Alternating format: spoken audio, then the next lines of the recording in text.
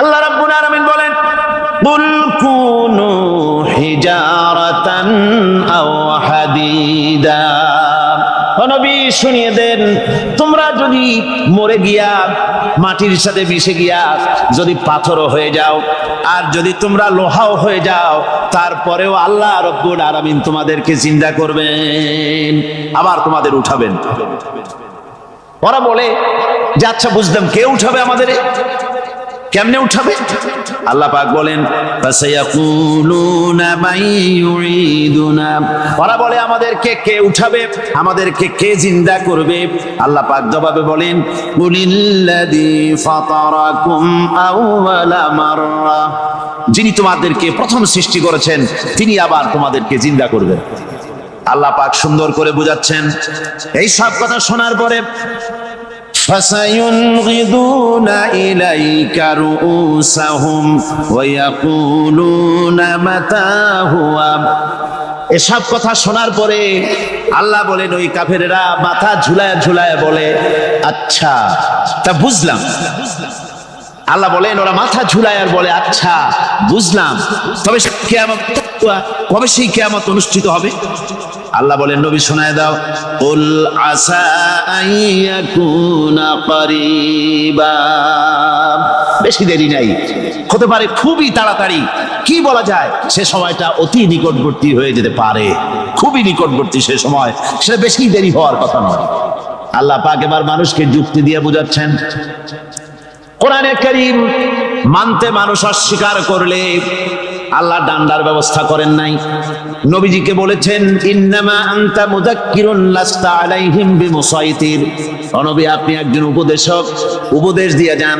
আপনাকে দারোগা করে বানাই নাই লাঠি চার্জ করার জন্য, পিটায়া মানুষ হেদায়েত করার দরকার। মানুষকে বুঝান, যুক্তি দিয়া বুঝান। আল্লাহ নিজে যুক্তি দিচ্ছেন, আনতুম আশাদ্দু খালকান আমিস সামাউ বানাহা।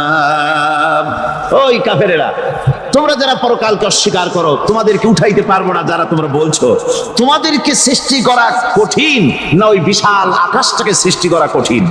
ওই বিশাল আকাশটাই তো আমি আল্লাহ সৃষ্টি করেছি, জোরে কোন সুবহানাল্লাহ। তত বড় আকাশটারে যিনি বানাইতে পারলেন, সে কথা বুঝি তোমাকে তৈরি করতে পারবে না? আল্লাহ পাক বলছেন, ফানজুর ইলা আসারি রাহমাতিল্লাহি কাইফা ইউহিল আরদা বাদা মাউতিহা। লক্ষ্য করে দেখো, এই পৃথিবীর মাটিকে আল্লাহ কিভাবে জিন্দা করেন। মুর্দা মাটি, এই মাটি চৈত্র বৈশাখ মাসে প্রখর রোদে মাটি ফেটে চৌচির হয়ে যায়। এই ফেটে যাওয়া চৌচির মাটিতে আল্লাহ পাক বৃষ্টির পানি দিয়ে এই মাটিকে, এই মৃত্যু মাটিকে আল্লাহ পাক যেভাবে জিন্দা করেন, ইন্না যালিকা লামুহিল মাউতা ওয়া হুয়া আলা কুল্লি শাইইন কাদির। সে আল্লাহ পাক তোমরা মরলে পরে আবার এভাবে জিন্দা করতে পারবেন, জোরে কোন সুবহানাল্লাহ। আমার ভাইয়েরা, আল্লাহ পাকের পরে বলেন, দেখো মৃত্যু জমিনকে কেমনে জিন্দা করি। আল্লাহুল্লাযী আরসালার রিয়াহা ফাতুসিরু সাহাবা ফাসুকনাহু ইলা বালাদিন মাইতিন ফাআহইয়ানা বিহিল আরদা বা'দা মাউতিহা কাযালিকান নুশুর। আমি আল্লাহ রাব্বুল আলামিন ওই সমুদ্রের নোনা পানিগুলোকে, সমুদ্রের লবণাক্ত পানিগুলিকে বাষ্পীয় আকারে উত্থিত করে মেঘমালায় পরিণত করি, আর এরপরে বাতাসকে হুকুম করি, বাতাস এই মেঘটারে টেনে নিয়ে যাও অমুক জায়গায়। মেঘ চলে এলো, আল্লাহ রাব্বুল আলামিন বলেন, মেঘ এবার বিন্দু বিন্দু করে বৃষ্টি বর্ষণ করে দে। আমার হুকুমে ওই পানিগুলি বৃষ্টি হয়ে বিন্দু বিন্দু হয়ে জমিনে পতিত হয়। আল্লাহ বলেন, এভাবে করে বৃষ্টির পানি দিয়া মরা জমিনকে জিন্দা করে দিয়া নববধূ গর্ভধারণের যেমন প্রস্তুতি নেয়, বৃষ্টির পানি পায়া মরা জমিন তেমন ফসল ধারণের জন্য প্রস্তুতি নিয়ে নেয়। সুবহানাল্লাহ বিহামদি। এইটা যেভাবে আমি করি, কাযালিকান নুশুর, এইভাবে করে তোমাদের কি কিয়ামতের দিন আমি জিন্দা করতে পারবো? কেমনে অস্বীকার করো? কাইফা তাকফুরুনা বিল্লাহি ওয়া কুনতুম আমওয়াতান ফাহইয়াকুম সুম্মা ইউমীতুকুম সুম্মা ইলাইহি তুরজাউন। কি করে তুমি আমাকে, আমি আল্লাহকে অস্বীকার করো? কুনতুম আমওয়াতান, তুমি ছিলে নিষ্প্রাণ, ফাহইয়াকুম, এরপরে আমি তোমাকে জিন্দা করলাম, সুম্মা ইউমীতুকুম, এরপরে তোমাকে আমি মৃত্যু করব, সুম্মা ইউহয়িকুম, এরপরে তোমাদেরকে আবার আমি জিন্দা করব, সুম্মা ইলাইহি তুরজাউন, এরপরে তোমাদের সকলকেই আমার কাছে ফিরে আসতে হবে। দেখেন না, আমরা যখন মানুষকে কবরে রাখি, কবরে রাখা তারপরে উপরে মাটি দিয়ে কি বলেন আপনারা? মিনহা খালাকনাকুম, পড়েন মিনহা খালাকনাকুম ওয়া ফিহা নুঈদুকুম ওয়া মিনহা নুখরিজুকুম তারাতান উখরা। এ বান্দা, এই মাটি দিয়া তোরে তৈরি করা হয়েছিল, এই মাটির ভিতরে রেখে গেলাম, আবার এই মাটি থেকে আল্লাহ রব্বুল আলামিন তোমারে জিন্দা করবেন। কিয়ামতের ময়দানে সকলকে উঠতে হবে সেখানে আল্লাহর দরবারে। আল্লাহ পাক বলছেন, বান্দা কেমনে অস্বীকার করো?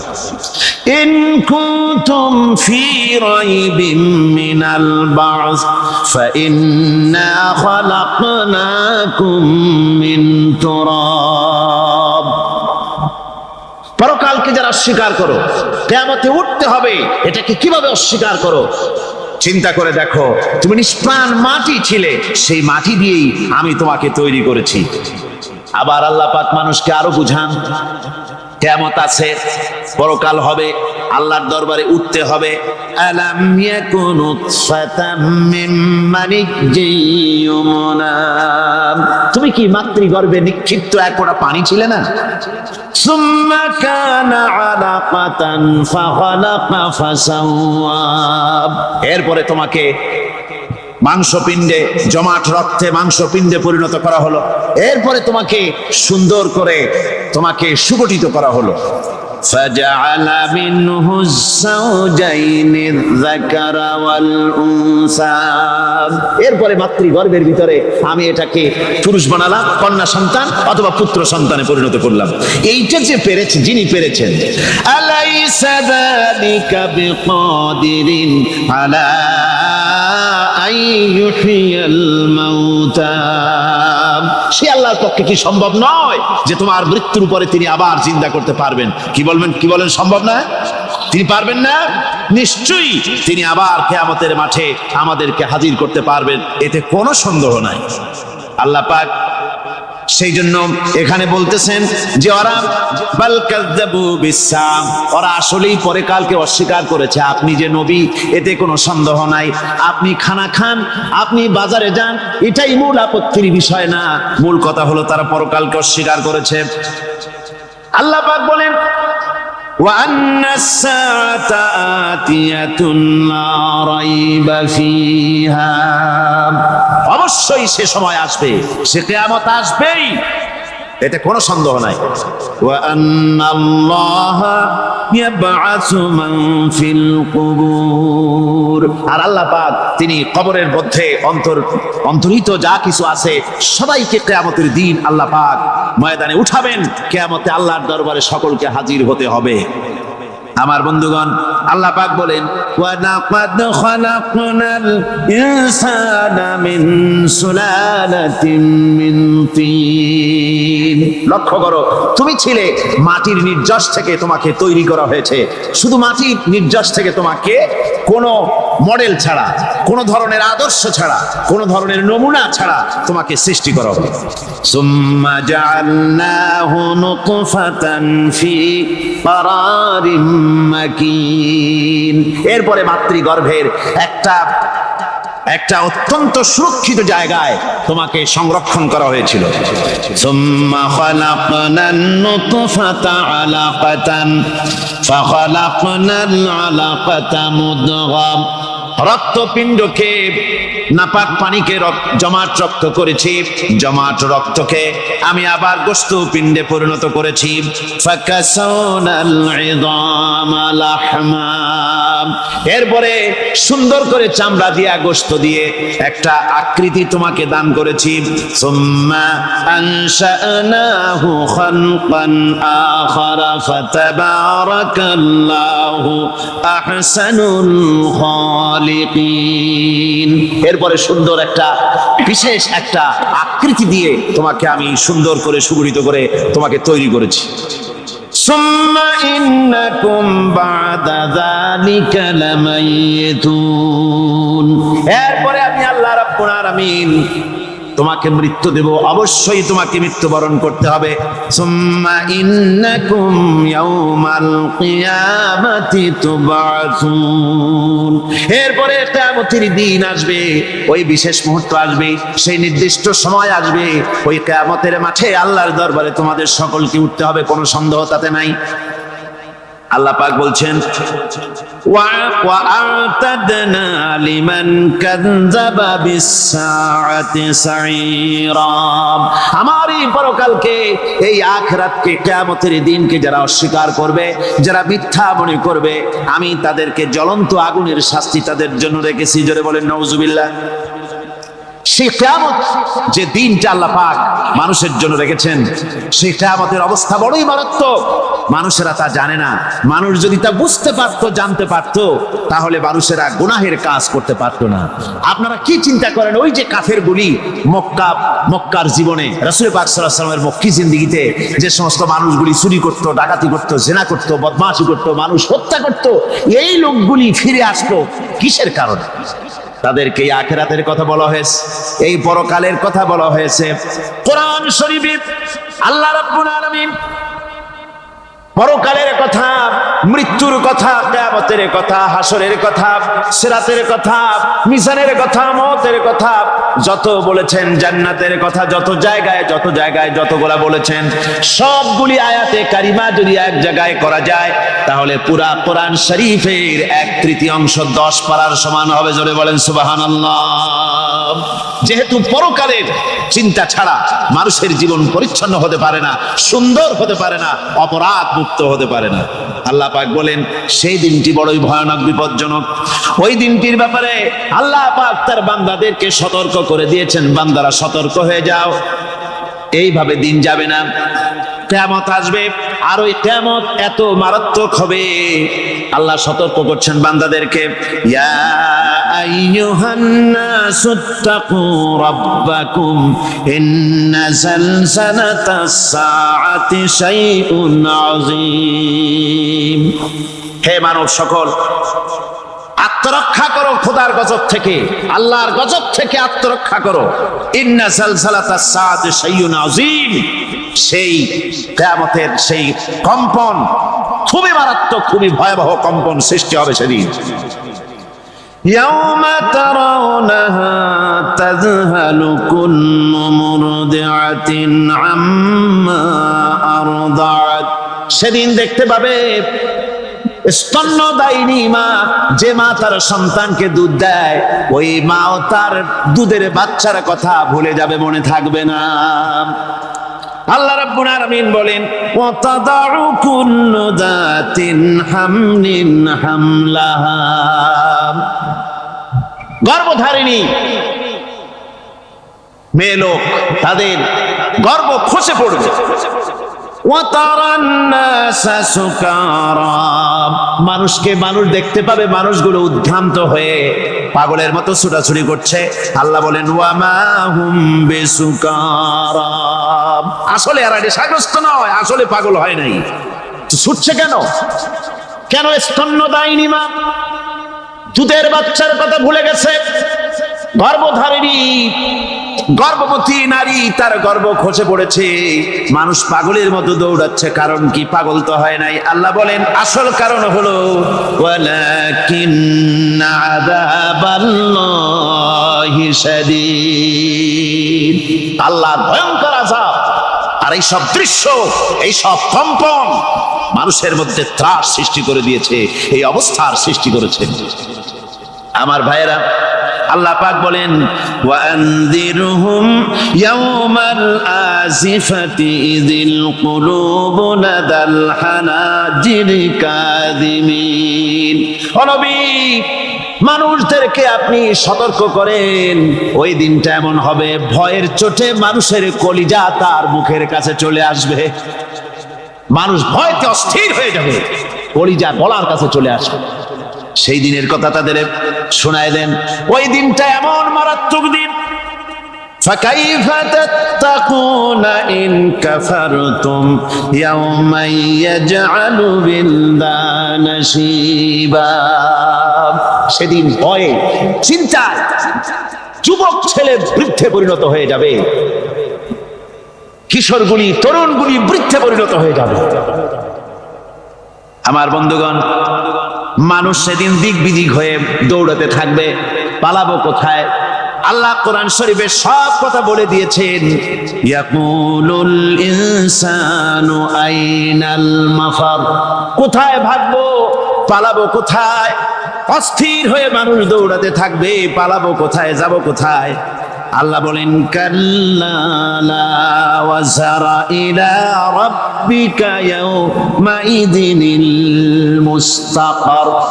ভাগবার কোনো রাস্তা নাই, পালাবার কোনো পথ নাই, একমাত্র তোমার রব ছাড়া, আল্লাহর দরবার ছাড়া পালানোর কোনো রাস্তা আর নাই। আমার বন্ধুগণ, এই কঠিন সময়, এই কঠিন দিনে, পরকালের এই দিনে, কিয়ামতের এই মারাত্মক অবস্থায় সকলকে উঠতে হবে। আল্লাহ পাক বলেন, এরপরে কিয়ামত অনুষ্ঠিত হয়ে যাবে। সূরা ফুরকানে আল্লাহ বলছেন ইযা রাআতুহুম মিন মাকানিন বাঈদিন সামিউ লাহা তাগায়ুযান ওয়া যাফীরা।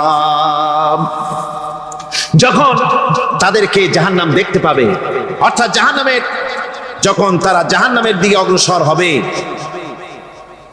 তখন তারা দূর থেকেই জাহান্নামের ক্রোধ এবং তেজস্বী আওয়াজ শুনতে পাবে।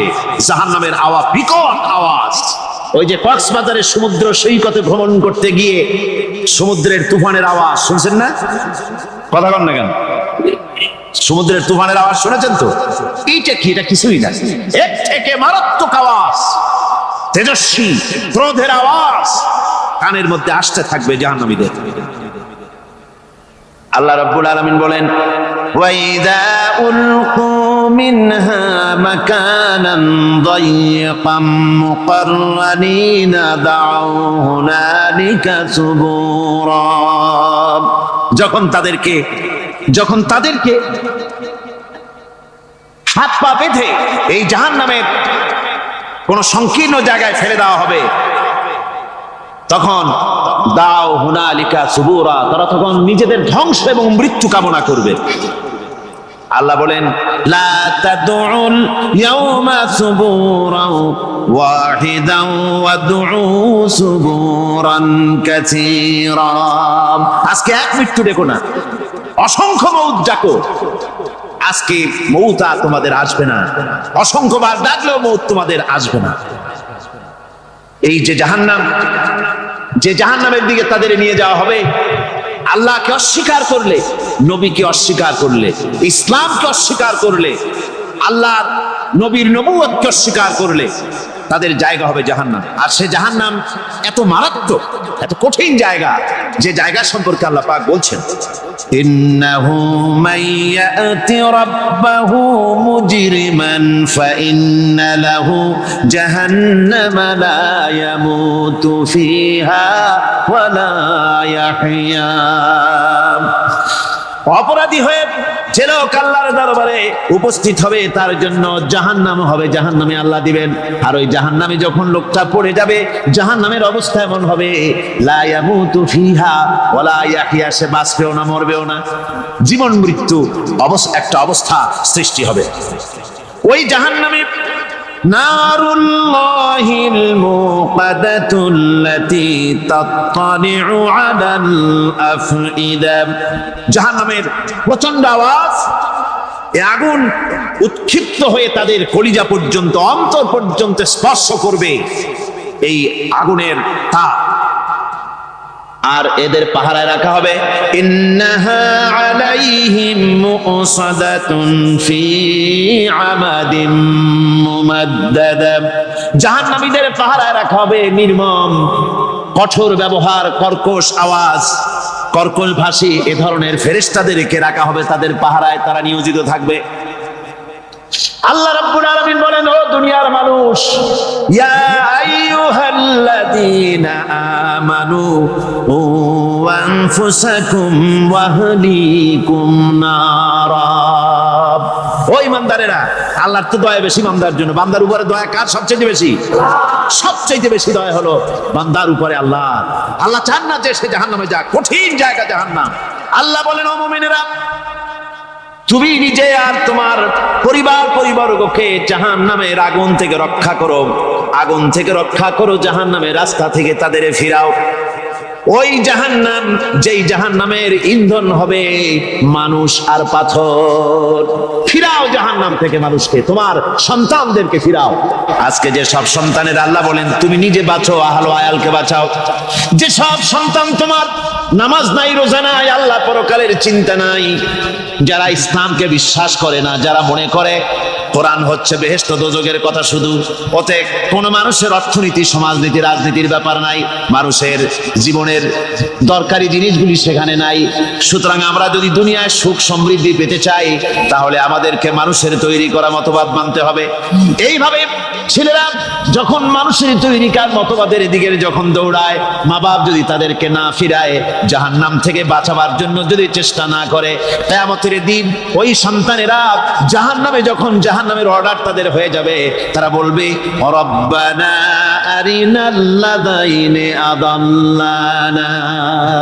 হে আমার প্রভু, কে আমাদেরকে গোমরাহ করে দিল, মিনাল জিন্নি ওয়াল ইনসি, জিনের ভিতর থেকে, মানুষের ভিতর থেকে, আমাদের নেতারা, আমাদের মা বাপ, আমাদের মুরব্বী, কারা আমাদেরকে বিভ্রান্ত করলো, তোমার রাস্তা থেকে সরাই দিল, ওরা কই?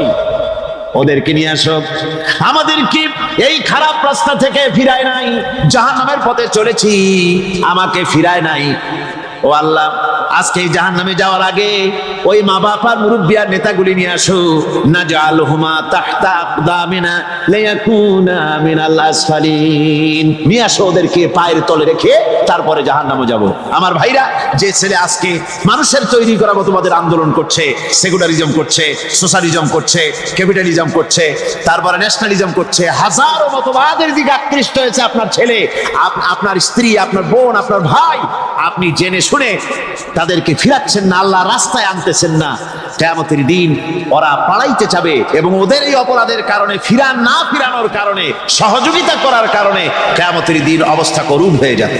এই জন্য আল্লাহ রাব্বুল আলামিন বলছেন, হে বিশ্বাসীরা, আমাকে তোমরা যারা বিশ্বাস করেছো, ঈমান এনেছো, নিজে বাঁচো আর নিজের আহলো আয়ালকে জাহান্নামের আগুন থেকে বাঁচাও।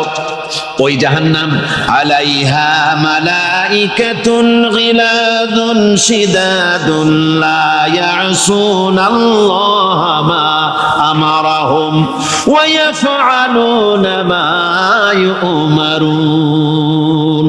আল্লাহ রাব্বুল আলামিন বলেন, সেখানে অত্যন্ত কর্কশ, রূঢ় এবং নির্মম স্বভাবের এমন সব ফেরেশতা পরিচালক হিসেবে জাহান্নামে দেওয়া হবে, যারা আল্লাহর নির্দেশের বাইরে কোনো কাজ করে না, তারা সেই সব কাজই করে যা আল্লাহ তাদেরকে হুকুম করেন।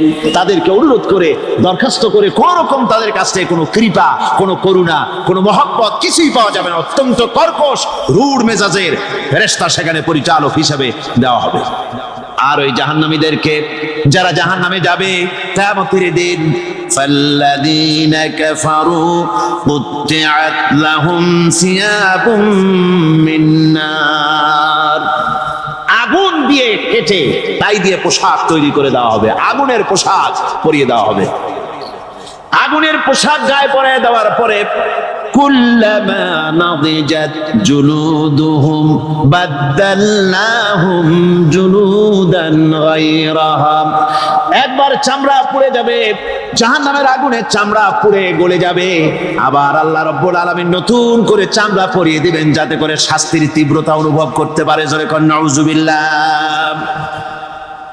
আমার ভাইরা, জাহান্নামীরা ক্ষুধার ক্ষুধার যন্ত্রণায়, তৃষ্ণার যন্ত্রণায় আকাশের দিকে তাকায় থাকবে, উপরের দিকে তাকায় থাকবে, বলবে আরে যদি একটু বৃষ্টি হতো, মেঘ হতো।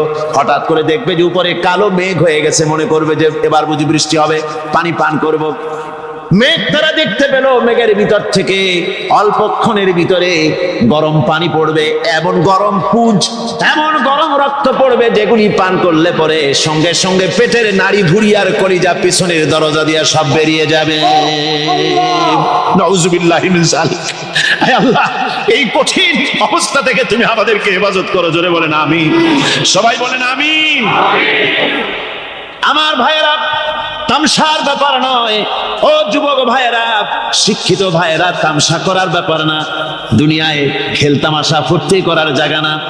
जगह जी लगाने के लिए ये दुनिया नहीं है, ये इबरत की जा है, तमाशा नहीं है। দুনিয়া উপদেশ গ্রহণ করার জায়গা, খেল তামাশা করার জায়গা না। এই পৃথিবীতে আল্লাহ রাব্বুল আলামিন বলেন, নাফরমানি করলে পরে জাহান্নামে যাবেই, জাহান্নামে যেতে হবে। ওই জাহান্নামীদেরকে কি খেতে দেওয়া হবে? আল্লাহ পাক বলছেন, শোনো, খেতে দেব কি? তুসকা মিন আইনিন আনিয়া, ফুটন্ত গরম পানি তাদেরকে পান করতে দেওয়া হবে। লাইসা লাহুম তুআমুন ইল্লা মিন দরি, কাঁটা যুক্ত ঘাস তাদেরকে খেতে দেওয়া হবে। লা ইউসমিনু ওয়ালা ইউগনি মিন জু, এই খাবারে তাদের শরীর পরিপুষ্ট হবে না, আর ক্ষুধাও নিবৃত্ত হবে না। আমার বন্ধুগণ, এমন কঠিন জাহান্নামের অবস্থা থেকে মাপ পাওয়ার জন্য ইমানের জোশ আসতে হবে, ইমানদার হতে হবে, আর নাফরমানিকে ছেড়ে দিতে হবে। জাহান্নামে যখন মানুষদেরকে নিয়ে যাওয়া হবে, জাহান্নামীদেরকে, ইযা উলকু ফিহা সামিউ লাহা শাহীকান ওয়া হিয়া তাফুর, যখনই ক্ষুধার্তহীনদেরকে জাহান্নামের দিকে নিয়ে যাওয়া হবে, আজ তো খুব মাতবাড়ি, কত ভক্ত আছে, তারপরে কত শক্তি, কত কিছু, কিন্তু আল্লাহর দরবারে যখন হাজির হবে, কোনো শক্তি তখন কাজে লাগবে না, কোনো শক্তি কাজে লাগবে না। জাহান্নামে যখন তাদেরকে নিয়ে যাওয়া হবে, জাহান্নাম তখন গোসায় ফেটে পড়তে থাকবে, জাহান্নামের ভিতর থেকে গর্জন আসতে থাকবে, তাকাদু তামাইয়াজু মিনাল গায়জ, জাহান্নাম যেন গোসায় ফেটে পড়তে চাইবে। কুল্লামা উলকিয়া ফিহা ফাওজুন সাআলাহুম খাজানাতুহা আলাম ইয়াতিকুম নাদির, জাহান্নামের পরিচালক বলবে, ও আল্লাহর বান্দা, কেন আজ জাহান্নামে আসলি, কেন দোজখে আসলি? আলাম ইয়াতিকুম নাদির, তোর কাছে কি কোনো ভীতি প্রদর্শক কেউ যায় নাই? কোন নবীর কথা কি শোনো নাই? কোরআনের কথা কি শোনো নাই? হাদিসের কথা কি শোনো নাই? জাহান্নামে কেন এলি? এত বড় খারাপ জায়গা কেন আসলি? শোনো নাই কি? কোনো ভয় দেখানো কেউ কি সব সতর্কবাণী শোনায় নাই? বেঈমানেরা বলবে, ক্বালু বালা ক্বাদ জাআনা নাযীর, হ্যাঁ, আমাদের কাছে এসেছিল, আমাদের কাছে ভীতি প্রদর্শনকারী এসেছিল। ফাকাযযাবনা ওয়া কুলনা মা নাযালাল্লাহু মিন শাই, এসেছিল কিন্তু আমরা বলেছি বেটা মিথ্যে কথা বলে। জোরে কর নাউযুবিল্লাহ। বেটা মিথ্যে কথা বলে। কিসের ব্যস্ত, কিসের দোজখ? খালি খালি দোজখের একটা ভয় দেখাইয়া দুনিয়ার এই টাটকা সুখগুলি নষ্ট করতে চায় এরা। পয়গম্বরদেরকে এরকম বলেছে, আর আলেমদেরকেও যখন কোরআন হাদিস থেকে বলা হয় তখন বলে, এরা জানি দোজখের কথা কইতে, দোজখ কিসের? আর ব্যস্ত, সে তো এক অসভ্য উদ্যান। জোরে কর নাউযুবিল্লাহ। এমনি করে তারা তামসা করে। ওরা বলবে, আমরা এসেছিল ভীতি প্রদর্শনকারী, আমরা মিথ্যে মনে করেছি, বলেছি ওটা মিথ্যে কথা, আর বলেছি আল্লাহ এই ধরনের কিছু নাজিল করেন নাই।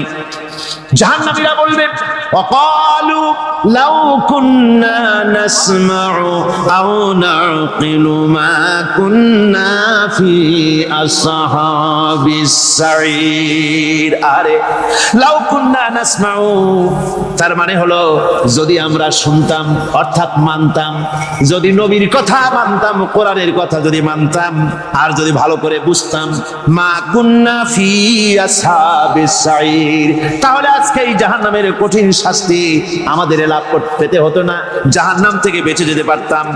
কি সর্বনাশ করলাম বুঝি নাই, যা কিছু শুনেছি মানুষের কথা মতো শয়তানের ওয়াসওয়াসায় পড়ে তো ভুলই করলাম। সেদিন যতই আফসোস করা হোক না কেন, এই আফসোস কোনো কাজে লাগবে না। قل أذلك خير أم جنة الخلد التي وعد المتقون كانت لهم جزاء ومصيرا।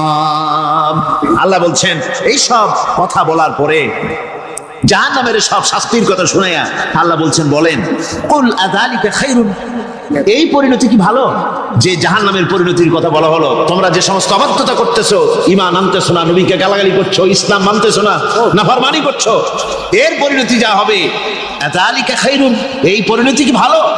আম জান্নাতুল খুলদিল্লাতী উইদাল মুত্তাকুন, অথবা সেই চিরন্তন জান্নাত যার ওয়াদা করেছেন আল্লাহ পাক মুত্তাকিনদের জন্য, কানাত লাহুম জাযাআন ওয়া মাসীরা, যে জান্নাত হবে তাদের কর্মের প্রতিফল, আর এটাই হবে তাদের মহাযাত্রার শেষ মঞ্জিল। সেই জান্নাত, যে জান্নাত আল্লাহ রেখেছেন মুমিনদের জন্য। কাদের জন্য জান্নাত? মুমিনদের জন্য। সেটা এমন জান্নাত হবে, লাহুম ফিহা মা ইয়াশাউনা খালিদিন, যা চাইবে মনের আশা আকাঙ্ক্ষা অনুযায়ী সব পাবে বেহেশতের মধ্যে। খালিদিন, চিরকাল সেখানে থাকবে। কানা আলা রাব্বিকা ওয়াদান মাসউলা, এটা হচ্ছে তোমার রবের অবশ্য পূরণীয় ওয়াদা। জোরে বলেন সুবহানাল্লাহ। এটা তোমার আল্লাহর ওয়াদা এবং অবশ্যই তিনি তা পূরণ করবেন। তোমরা জান্নাতে থাকবে, সেখানে যা চাইবে তাই পাবে।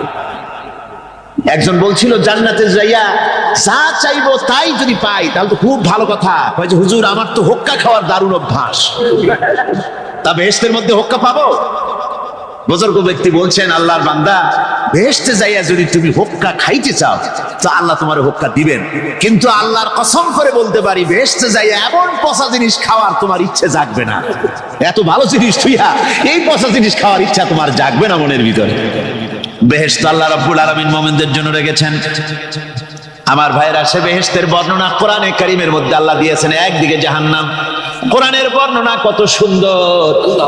জাহান্নামের কথা শুনতে শুনতে লোকেরা আল্লাহর ভয়তে হতাশ হয়ে যেতে পারে, আল্লাহর ভয়তে। সেই জন্য যত জায়গায় জাহান্নামের বর্ণনা আছে, সাথে সাথে আবার আশার সঞ্চার করার জন্য আল্লাহ জান্নাতের কথা বলেছেন। কাহার এবং জব্বার নাম আল্লাহ যেখানে ব্যবহার করেছেন, সাথে সাথে আবার গফুর রহিম নাম ব্যবহার করেছেন, বান্দা যেন হয়রান হয়ে না যায়। আমার ভাইরা, একদিকে জাহান্নামের এই কঠিন শাস্তির কথা, আবার অপরদিকে আল্লাহ বলেন, শোনো, এমন জান্নাত আমি রেখেছি, মাসালুল জান্নাতিল্লাতী উইদাল মুত্তাকুন, এমন বেহেশত মুত্তাকিনদের জন্য যার ওয়াদা করা হয়েছে, এমন বেহেশত সেটা, ফিহা আনহারুম মিন মাইন গায়রি আসিন, সেখানে এমন সুন্দর স্বচ্ছ পানির ঝর্ণাধারা, সুমিষ্ট পানির ঝর্ণাধারা রাখা হয়েছে। ওয়া আনহারুম মিন লাবানিন লাম ইয়াতাগায়্যার তা'আমুহু, আর সেখানে দুধের ঝর্ণা রাখা হয়েছে যার স্বাদ কখনো নষ্ট হবে না। ওয়া আনহারুম মিন খামরিন লাযযাতান লিশ-শারিবিন, আর রাখা হয়েছে পানীয়ের ঝর্ণাধারা যা পানকারীদের জন্য অত্যন্ত সুন্দর হবে, খুবই সুস্বাদু হবে। আর রাখা হয়েছে ওয়া আনহারুম মিন আসালিন মুসাফফা, পরিষ্কার পরিচ্ছন্ন সুস্বাদু মধুর ঝর্ণা। জোরে বলেন সুবহানাল্লাহ। আল্লাহ পাক বলছেন, ওয়া আনজির আশীরাতাকাল আকরাবিন, তোমার নিকটবর্তী যারা আছে তাদেরকে তুমি আল্লাহর ভয় দেখাও, নামাজের জন্য তাদেরকে বলো, আল্লাহর ভয় তাদের অন্তঃকরণের মধ্যে সৃষ্টি করে দাও। আর এই নামাজ পড়তে হবে জামাতের সাথে। রাসূল করিম সাল্লাল্লাহু আলাইহি ওয়াসাল্লাম বলছেন, হুজুরের কাছে, আল্লাহর নবীর কাছে হযরত আবু হুরায়রা রাদিয়াল্লাহু তাআলা আনহু হাদিসটি বর্ণনা করেছেন। হুজুরের কাছে একজন অন্ধ লোক এলো। সেই অন্ধ লোক এসে বললেন, হুজুর, আমি তো চোখে দেখি না, জামাতের যে গুরুত্বের কথা আপনি বললেন, আমাকে কি রুখসত দেওয়া যায় নাকি? আমি অনেক সময় সাথী সঙ্গী পাই না, আমাকে কি রুখসুদ দেওয়া যায় নাকি? হুজুর বললেন, হ্যাঁ তোমাকে রুখসুদ দেওয়া গেল। অন্ধ যখন হেঁটে যাচ্ছিলেন, নবীজি তাকে আবার ডাকলেন, ডেকে জিজ্ঞেস করলেন, অন্ধ, নামাজের মসজিদের আজান কি তোমার কানে যায়? বলে, আমি আজান শুনি। হুজুর বললেন, আজানের জবাব দিবা, মসজিদে এসে জামাতে নামাজ পড়বা। একজন অন্ধকে রুখসুদ দেওয়া হয় নাই। মসজিদে আজান শোনার পর ঘরে বসে যদি নামাজ আদায় করেন, নামাজের হক আদায় হবে না। হুজুর সাল্লাল্লাহু আলাইহি ওয়াসাল্লাম বলেছেন, মসজিদে আজান হওয়ার পর যে ব্যক্তি ঘরে বসে নামাজ পড়ে, আমার ইচ্ছা হয় ঘরটা আগুন দিয়ে জ্বালায় দেই। কে বলতেছেন? রাহমাতুল লিল আলামিন, রাহমাতুল লিল আলামিন বলতেছেন। ঘরের মধ্যে যদি মেয়ে লোক আর বাচ্চারা যদি না থাকতো, তাহলে আমার ইচ্ছা হয় আমি বলি, আগুন দিয়ে ঘরটারে জ্বালায় দাও। এই ঘরের মহব্বতেই তো সে বাইর হয় না। নামাজের এত বড় গুরুত্ব দেওয়া হয়েছে। আমার বন্ধুগণ, এই নামাজের জামাতে আল্লাহ নবী জীবনের শেষ নামাজ জামাতে আদায় করেছেন। জীবনের শেষ নামাজটাও জামাতে আদায় করলেন। তখন তার এমন অবস্থা, এত অসুস্থ, দাঁড়াতে পারেন না, হাঁটতে পারেন না। দুইজন সাহাবীর কাঁধের উপরে ভর করে তারপরে বহু কষ্ট করে মসজিদে গিয়ে নামাজ আদায় করেছেন, খুতবা দিয়েছেন। বললেন, খুতবা দিতে গিয়ে বললেন, আজ থেকে মসজিদে নববীর চতুর্দিকের সকলের দরজা বন্ধ হয়ে যাবে, শুধু আবু বকরের দরজাটা খোলা থাকবে। আল্লাহ নবী বললেন, আল্লাহ রাব্বুল আলামিন এই পৃথিবীতে তার এক বান্দাকে জাগতিক সব সম্পদ দিতে চেয়েছিলেন, কিন্তু সে বান্দা সব জাগতিক সম্পদকে উপেক্ষা করে মাবুদের সঙ্গে দেখা করা বেশি জরুরি, বেশি পছন্দ মনে করেছেন। এতটুকুন কথা নবীজি বললেন, কেউ কিছু বুঝতো না। হযরতে আবু বকর রাদিয়াল্লাহু তাআলা আনহু হুজুরের এই কথা শুনে কাঁদতে কাঁদতে তিনি অস্থির হয়ে যাচ্ছেন। সাহাবীরা চিন্তা করলেন, হুজুর কান্না কার কথা বলেছেন, তাতে কান্নার কি আছে? বয়োবৃদ্ধ, জ্ঞান বৃদ্ধ হযরতে আবু বকর রাদিয়াল্লাহু তাআলা আনহু বুঝতে পেরেছেন, এই পৃথিবীর সব সম্পদ তো আল্লাহ হুজুরকেই দিতে চেয়েছিলেন। তিনি সমস্ত সম্পদকে উপেক্ষা করে তার মাবুদের সঙ্গে দেখা করার জন্য প্রস্তুতি নিয়েছেন। তার মানে হলো, আল্লাহ নবী বিদায় হয়ে যাবেন, আমরা নবী থেকে এতিম হয়ে যাব। নবীজি ঘরের মধ্যে প্রবেশ করলেন, প্রচন্ড জ্বর এলো। এই প্রচন্ড জ্বর নিয়ে তিনি শুয়ে আছেন, কখনো বেহুশ, কখনো হুশ। এর মধ্যে সারা আজান হয়ে গেল। সাহাবীরা বহুক্ষণ অপেক্ষা করে হযরত আবু বকরের ইমামতিতে নামাজ শুরু করলেন। হুজুরের হুশ এলো, প্রশ্ন করলেন, আয়েশা রে, এখন কোন সময়?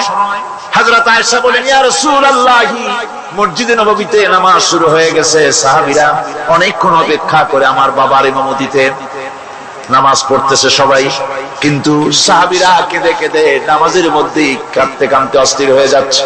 তাদের মনের ধারণা হয়েছে, নবীজির পেছনে নামাজ পড়ার কিসমত থেকে তারা মাহরুম হয়ে গেল।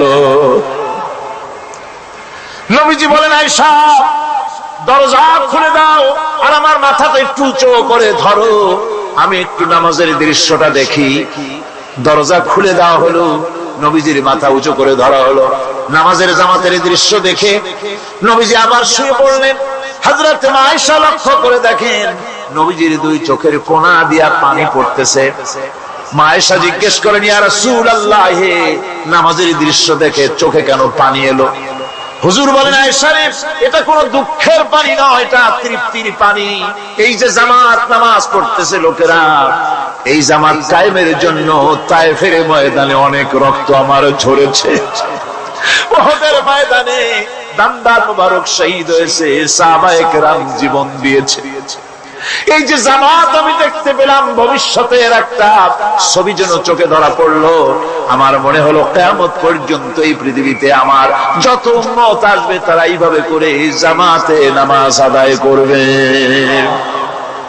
নবীজি মাথার কাছে মালাকুল মউত যখন এসে গেছেন, আমার ভাইরা, এই পৃথিবীতে যত নবীরা এসেছিলেন, মৃত্যুর সময় সমস্ত নবীরা শেষ কথা যেটা বলেছেন, হাদিস, সমস্ত নবীরা উম্মতের জন্য মৃত্যুর মুহূর্তে শেষ কথা যেটা বলেছেন সেটা হলো আসসালাত আসসালাত, নামাজ নামাজ।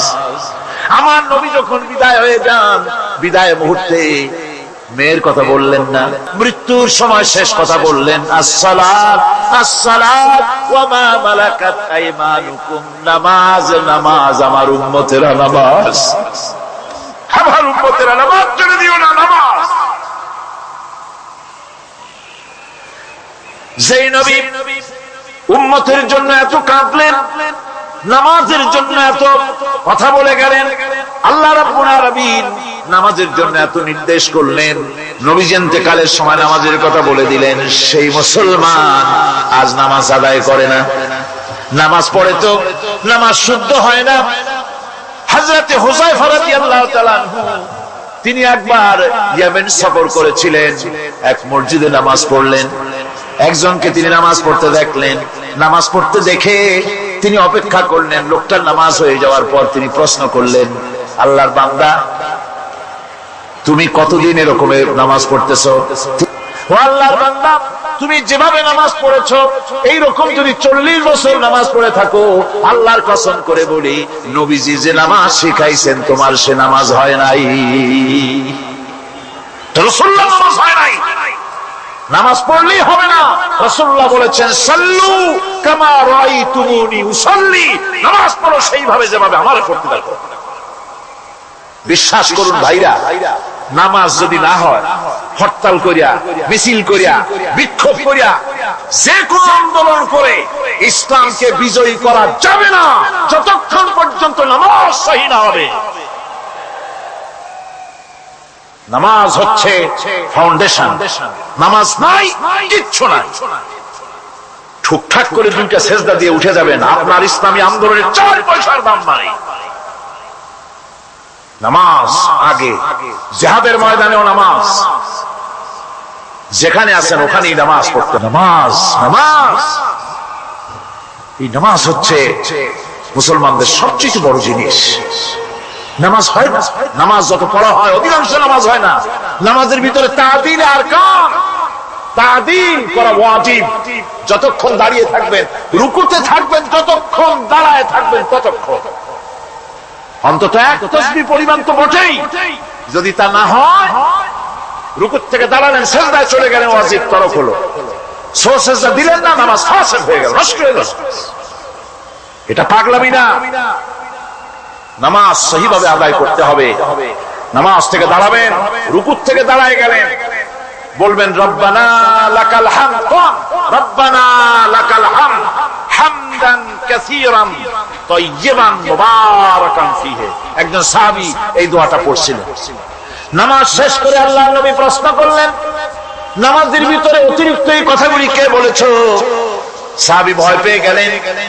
ভয় ভয় তিনি বললেন, হুজুর আমি বলেছি। হুজুর বললেন, তুমি জানো না আমি নবী, তুমি নবী না, আমি যা দেখি তুমি দেখতে পাও না।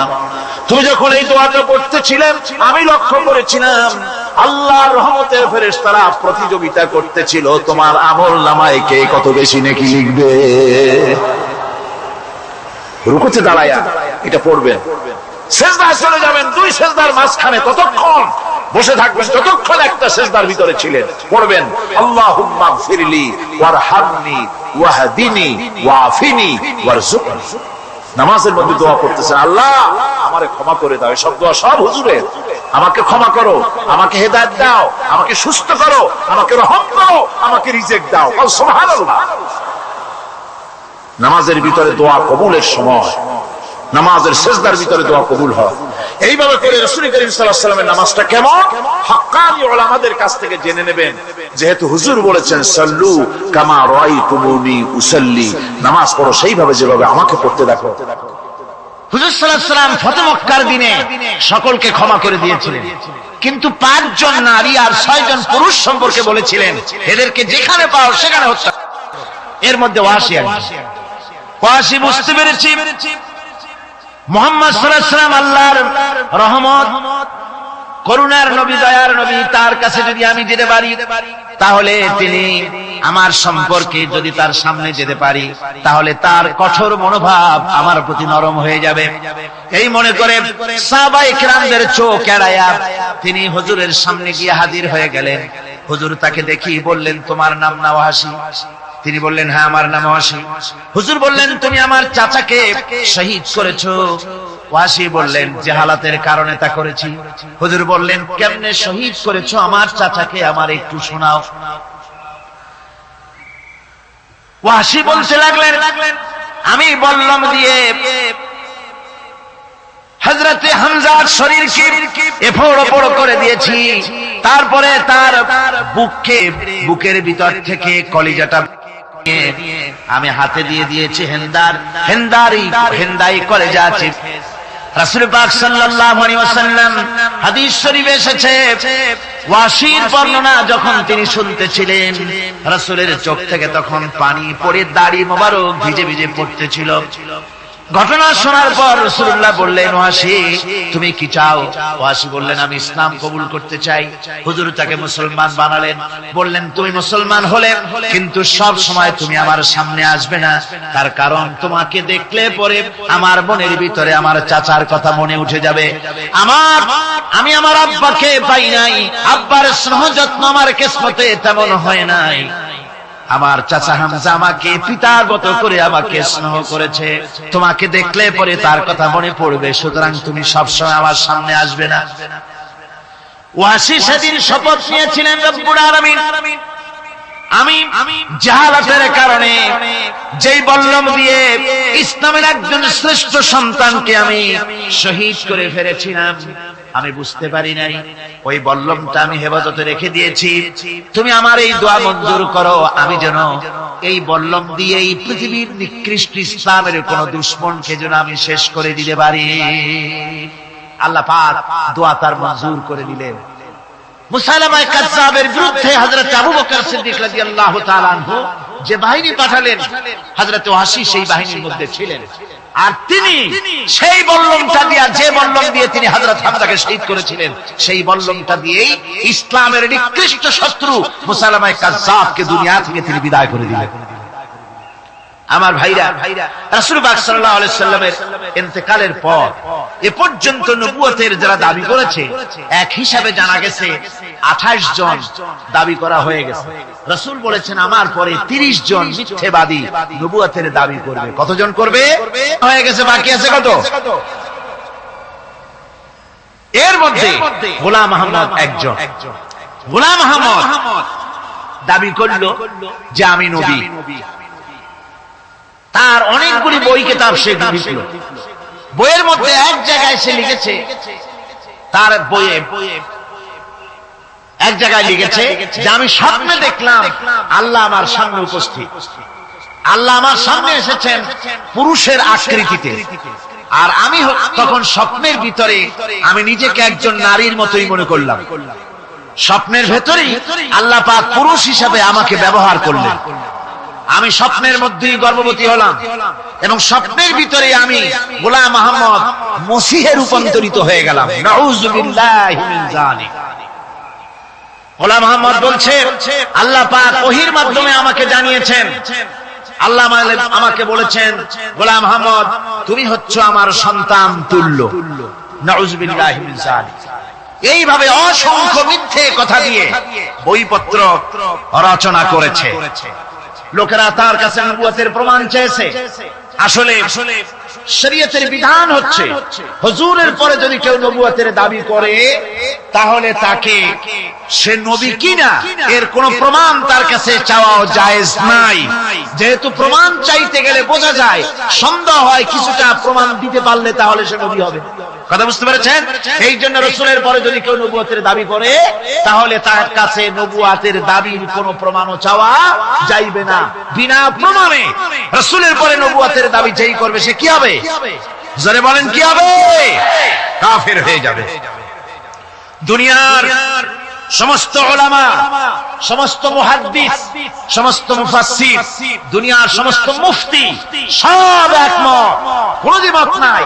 গোলাম মোহাম্মদ কাদিয়ানী কাফের, তার অনুসারীরাও তার জামানায় মাওলানা আতাউল্লাহ শাহ বুখারী রাহমাতুল্লাহ আলাইহি তার সঙ্গে একটা বহস হলো। যেহেতু গোলাম মোহাম্মদ বলেছিল যে আমার এই 40 দিনের মধ্যে কেউ প্রতিবাদ করুক যেগুলি আমার ওহী নয়। হযরতে মাওলানা আতাউল্লাহ শাহ বুখারী রাহমাতুল্লাহ আলাইহি সেই যুগের একজন শ্রেষ্ঠ আলিম, তিনি বললেন আমি তোমার কাছে কোনো প্রমাণ চাই না তুমি নবী কিনা, আমি জানি তুমি মিথ্যাবাদী, তবে তোমাকে বলতে হবে তুমি এই শক্তি কোথায় পেলে। গোলাম মোহাম্মদ বলল কোরআন শরীফই আছে আমার এই শক্তির উৎস। কোথায়? বলল যে এই যে আয়াতটা আমি আপনাদের সামনে তেলাওয়াত করেছি, ঈসা আলাইহিস সালামের ওই কথাই গোলাম মোহাম্মদ বলল যে হযরত ঈসা আমার সম্পর্কে বলেছেন ইয়াতি মিন বাদ ইসমুহু আহমদ, আমার পরে একজন নবী আসবেন, রাসূল আসবেন, তার নাম হবে আহমদ, আমি সেই আহমদ। মাওলানা আতাউল্লাহ বুখারী বলছেন তোমার নাম তো আহমদ না, তোমার নাম হচ্ছে গোলাম আহমদ। তার অর্থ হলো হযরত ঈসা আলাইহিস সালাম যে আহমদের কথা বলেছেন তুমি সেই আহমদের গোলাম। গোলাম আহমদ বললেন দেখুন আমার নামের প্রথম শব্দ গোলাম, এটা হচ্ছে আমার লকব, আমি আমার নামের লকবটা ছেড়ে দিলাম, বাদ দিয়ে দিলাম, আর ব্যবহার করব না। তাহলে তো আমি আহমদ থাকি, আপনি তো আর আপত্তি করতে পারেন না। মাওলানা বুখারী বললেন নামের প্রথম শব্দ বাদ দেওয়া যদি জায়েজ হয় তাহলে তোমার ফতোয়া দিয়ে আমার নামের প্রথম শব্দ বাদ দিয়ে দিলাম, আমার নাম আতা আল্লাহ, নামের প্রথম শব্দ আতা বাদ দিয়ে দিলাম। তো আতা যদি বাদ দেই তাহলে আল্লাহ হই, আর আল্লাহ হয়ে বলছি তোমার মতো গাধাকে নবুয়ত আমি দেই নাই। এরপর এই পৃথিবীর নিকৃষ্ট পাপী এই কাফেরের মউত হলো কোথায়? জোরে বলেন এই কাফেরের মউত হলো কোথায়? পায়খানায় ভেতরে মউত হয়েছে। কিয়ামতের দিন 50,000 বছর মানুষেরা হাসরের ময়দানে দাঁড়িয়ে থাকবে। 50,000 বছর বিচারের দিনটা লম্বা হবে 50,000 সানা মিম্মা তাউদ্দুন। এই পৃথিবীতে তোমাদের গণনা মতে 50,000 বছর যত বড় লম্বা, কিয়ামতের বিচারের দিনটা হবে অত বড় লম্বা। মানুষেরা হয়রান হয়ে যাবে, মানুষের মাথার চাঁদি, গুনাহগারের মাথার চাঁদি ফেটে গিয়া মগজগুলি গলে গলে পড়তে লাগবে, জিহ্বাটা ঝুলে কুকুরের মতো নাভিস্থল পর্যন্ত পড়ে যাবে। সারা ময়দানে পানি পানি বলে চিৎকার হতে লাগবে। মানুষেরা বিভীষিকাময় দৃশ্য দেখে হয়রান হয়ে যাবে, ভয়ের চোটে কলিজা গলার কাছে চলে আসবে, কোনো উপায় নাই।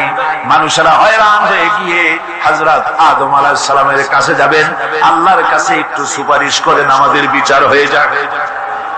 হযরত আদম বলবেন আমার দ্বারা সম্ভব নয়, আমি নিজে আল্লাহর হুকুমকে ভঙ্গ করেছিলাম, জানি না আল্লাহ রাব্বুল আলামিন আমার সাথে আজকে কি ব্যবহার করেন।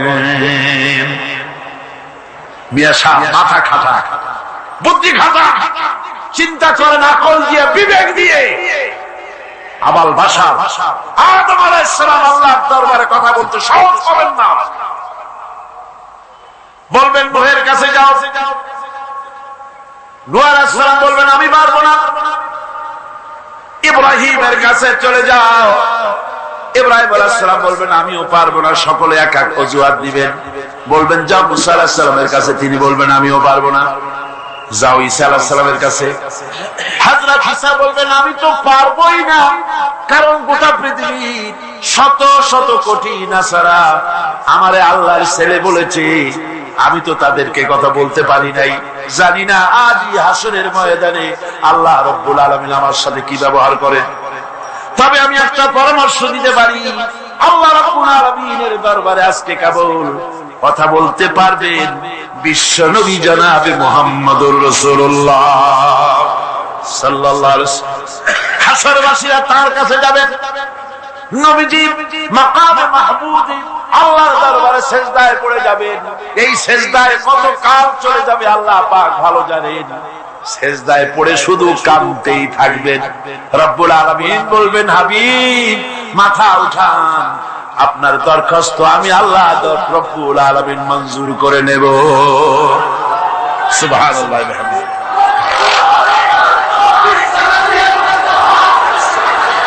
আমার দেশে আল্লাহর আইন চলছে। আমাদের দেশের কল কারখানা, ক্ষেত খামার, অফিস আদালত আল্লাহর আইন অনুযায়ী চলে? চলে না।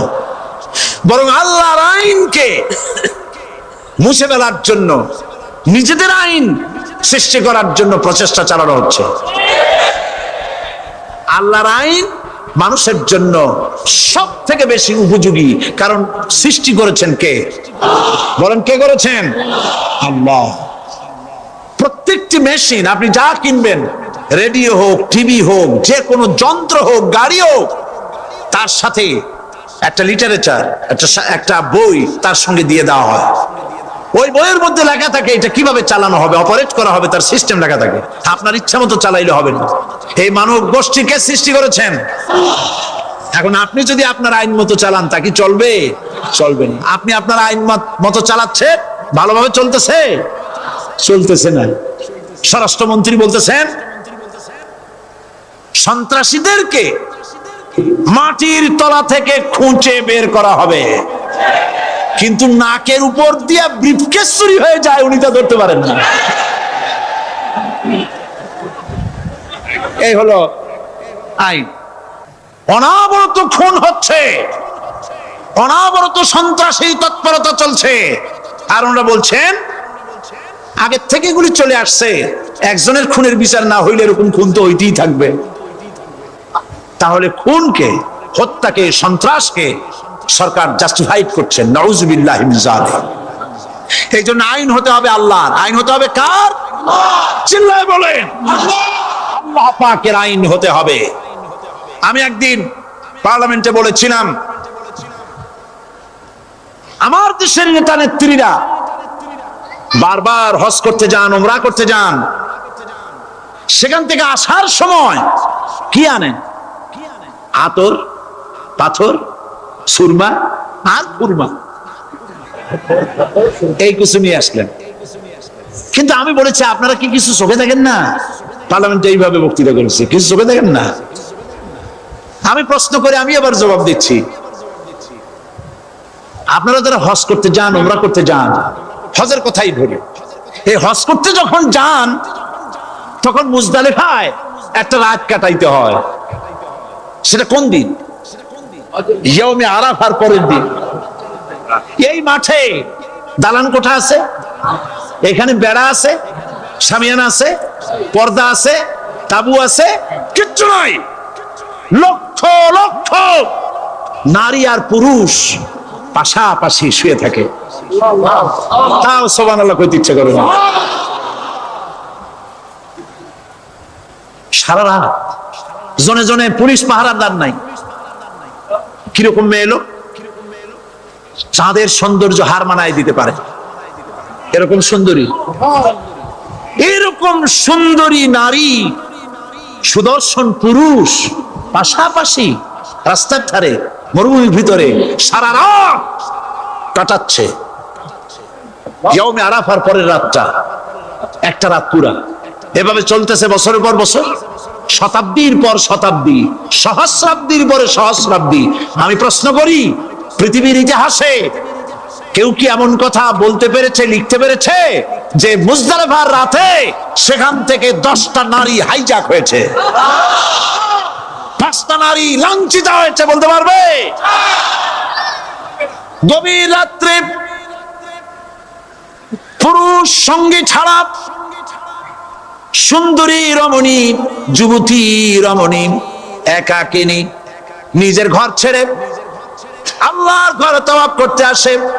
তাওয়াফ সেরে তাহাজ্জুদের নামাজ পড়ে আল্লাহর কাছে মোনাজাত করে একা একা হাজার হাজার লাখো পুরুষের ভিতর থেকে আপন ঘরে ফিরে যায়। কারো বাবার হিম্মত নাই একবার তাকায় সে তো রূপ উপভোগ করার জন্য আবার তাকায়, অথবা তার আঁচল ধরে টান মারে। আছে ইতিহাস? কথা কন না কেন? সুন্দরী একটা মাইয়া মক্কা থেকে, মদিনা থেকে পাওয়া যায় না, 15 দিন হয়ে গেছে। হয়েছে কখনো? এবার জবাব দেন, কেন হয় না? কেন হয় না? আমার দেশের মেয়েরা রাস্তা দিয়ে হাঁটতে পারে না। হাই স্কুল মেয়েদের, হাই স্কুল মেয়েদের কলেজ যখন ছুটি হয়, তথাকথিত সোনার ছেলেরা গেটের সামনে এতিমের মতো কালায় থাকে। অনবরত হাইজাক হচ্ছে, ধর্ষণের সেঞ্চুরি হচ্ছে। আর ওখানে হয় না কেন? ওখানে হয় না এই কারণে, এই কোরআনের আইন আল্লাহ রাব্বুল আলামিন যে আইন দিয়েছেন, ওখানে আইন বলবৎ আছে। আছে নাকি? আছে কিনা? কোন পুরুষ কোন নারীকে ধর্ষণ করেছে যদি প্রমাণিত হয়, সে যদি ফাহাদের ছেলে হয় আর ফাহাদের মেয়েও হয়, কোরআনের শাস্তি হলো পাথর মেরে উড়াইয়া দাও। তাকে জানিয়ে দেওয়া হবে রেডিও টিভির মাধ্যমে, জিনাকারের ব্যভিচারীর শাস্তি হবে। চতুর্দিকে হাজারো লোকেরা দাঁড়াবে, হাতে পাথর নিয়ে পাথর মেরে তাকে তার গোশত হাড্ডি বাতাসের সাথে উড়ায় দেবে। একজন মানুষ আর একজন মানুষকে খুন করলো, এই আসামি ধরা পড়ে গেল, কোরআনের শাস্তি হলো যখন ধরা পড়বে প্রমাণিত হবে, যেমন ভাবে হত্যা করেছে পরেও হত্যা করো। এই দৃশ্য, এই আইন যদি বাংলাদেশে যদি এই আইন চালু হয়ে যেত, খুনের আসামি ধরা পড়েছে, ধরা পড়েছে জেনার আসামি, প্রকাশ্য ময়দানে এলো, সাক্ষী প্রমাণে কোর্টে প্রমাণিত হলো সত্যি সে খুনি। এই বিশাল আউটার স্টেডিয়ামের মাঝখানে খুনি কি দাঁড় করাও, চতুর্দিকে হাজারো লাখো মানুষ থাকুক, রেডিও টিভির ক্যামেরা কার্যকর হবে, পত্র পত্রিকার সাংবাদিকরা আসবে, তরবারির এক আঘাতে খুনি দাও, দেহটা নিঃসার হয়ে জমিনে পড়ে যাবে। এই দৃশ্য যারা দেখবে সচক্ষে, রেডিওতে, পত্র পত্রিকায়, আর 1 বছরের ভেতরে খুন করার হিম্মত কারো কলিজায় উঠবে?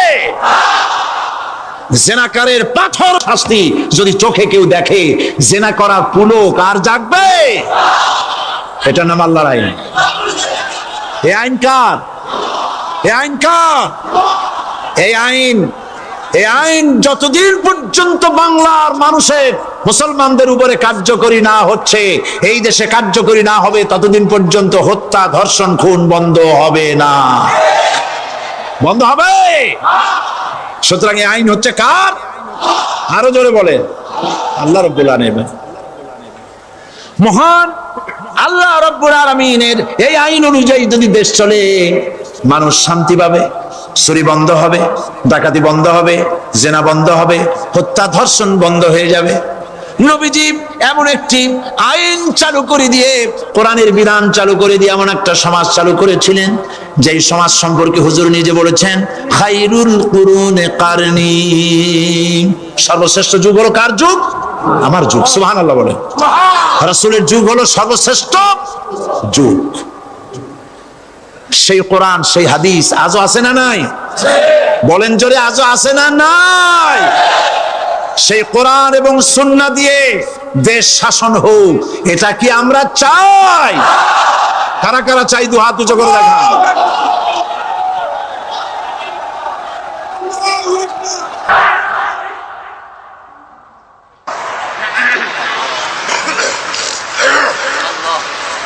ربنا ظلمنا أنفسنا وإن لم تغفر لنا وترحمنا لنكونن من الخاسرين।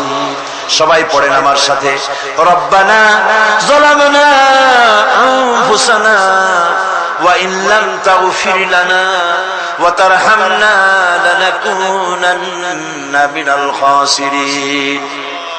রব্বুল আলামিন লক্ষ লক্ষ জনতা নিয়ে ঢাকা শহরের প্রাণ কেন্দ্রে আউটার স্টেডিয়ামে, পল্টনের ময়দানে কোরআন শরীফের 3 দিন তাফসীরুল কোরআন মাহফিলের শেষ দিনে গুনার বোঝা মাথায় নিয়ে, কোরআন শরীফ সামনে নিয়ে আল্লাহ তোমার দরবারে ভিক্ষুকের মতো 2টি হাত আমরা তুলে ধরেছি।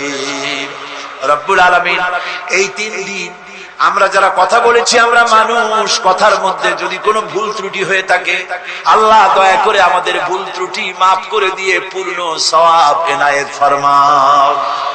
রব্বুল আলামিন তুমি দয়া করে এই 3 দিনের মাহফিলে যত সওয়াব দান করবা মেহেরবানি করে তা হাদিয়া স্বরূপ আমাদের বিশ্বনবী কিয়ামতে আমাদের সুপারিশকারী আমাদের প্রিয় নবী রাহমাতুল লিল আলামিন জনাবে মুহাম্মদ রাসূলুল্লাহ সাল্লাল্লাহু আলাইহি ওয়াসাল্লামের রূহ মুবারকে পৌঁছায়া দাও। রাসূলের সাহাবী তাবিন তাবে তাবিন সিদ্দিকিন শুহাদা আম্বিয়া আলাইহিস সালাম আইম্মায়ে মুজতাহিদিন সালফে সালিহিন আকাবেরে দ্বীন উলামায়ে মুতাকাদ্দিমিন উলামায়ে মুতাআখিরিন আসফিয়ায়ে কেরাম तमाम পৃথিবীর মুমিন মুমিনাত যারা কবরে শুয়ে আছে আল্লাহ সকলের আরওয়ার পরে সওয়াব পৌঁছায়া দাও। রব্বুল আলামিন আজকের এই মাহফিলে আমরা লক্ষ লক্ষ মানুষ তোমার দরবারে হাত তুলে আমাদের আব্বা জানের কথা মনে পড়ে গেল। আমরা যারা আমাদের বাপ হারাইছি, আমাদের মা বোনদের মধ্য থেকে ভাইদের মধ্য থেকে আমরা যারা বাপ হারাইছি, আল্লাহ তুমি দয়া করে আমাদের বাপজানের কবরটাকে জান্নাতের টুকরা বানাইয়া দিও। আয় আল্লাহ তাআলা আমাদেরকে বড় করার জন্য মানুষ করার জন্য কত স্বপ্ন দেখতো, কত কষ্ট করত, ওই বাপজান চলে গেল আর তো কেউ নাম ধরে ডাকে না, আর তো কেউ মাথায় পিঠে হাত বুলায় না। আল্লাহ বাপজান যার বিদায় হয়ে গেল বাবুদকে কবরটাকে জান্নাতের টুকরা বানাইয়া দাও। আয় আল্লাহ তাআলা আমাদের জনম দুঃখিনী মা, একটা অক্ষর মা, আর মনে হয় যেন তামাম পৃথিবীর সমস্ত মধু এই একটা অক্ষরের মধ্যেই তুমি দিয়ে দিয়েছো। 10টা মাস ধরে মায়ের পেটের ভিতরে বসে মাকে কষ্ট দিয়েছি, মায়ের পেটের ভিতরে হাঁটু দিয়া মাথা দিয়া পাও দিয়া গুতাগুতি করে মাকে কষ্ট দিয়েছি পেটের ভিতরে থেকে। ডেলিভারি করার সময় মা প্রচন্ড কষ্ট পেলেন। আয় আল্লাহ তারপরে বুকের রক্ত চুষে চুষে বুকের দুধটা 2-2.5 বছর খেয়েছি। মায়ের কোলে থেকে মাকে পেশাব পায়খানা করে মায়ের কাপড় চোপড় নষ্ট করেছি। কোনদিন বিরক্ত হয়ে একটা আছাড় দেয় নাই, একটা থাপ্পড় মারে নাই। আয় আল্লাহ ক্ষুধা পেটে মা খেতে বসেছে, মায়ের কোলে বসে বাচ্চা পায়খানা করেছে, মা রাগ করে ছেলেকে থাপ্পড় মারে নাই, ভাতের খাবারটা ঠেলে রেখে বাচ্চাটারে পায়খানা সাফ করে নিজে আবার কাপড় পাল্টাইয়া ছেলেটার মুখে চুমা দিয়া আবার খাইতে বসেছে।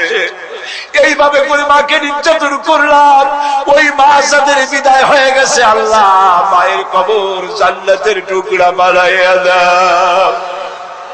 রব্বির হামহুমা কামা রব্বায়ানি সগীর।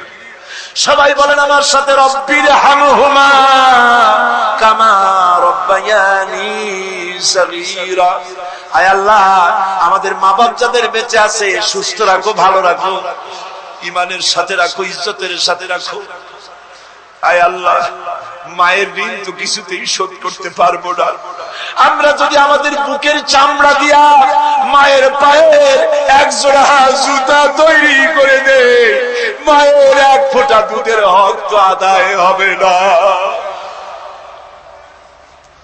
আল্লাহ মা যাদের মরে গেছে ওরাই বসে কি হারাইছে। আল্লাহ আমাদের মা যাদের বেঁচে আছে ভালো রাখো, সুস্থ রাখো। আপনারা দোয়া করেন আমার মাও সুস্থ।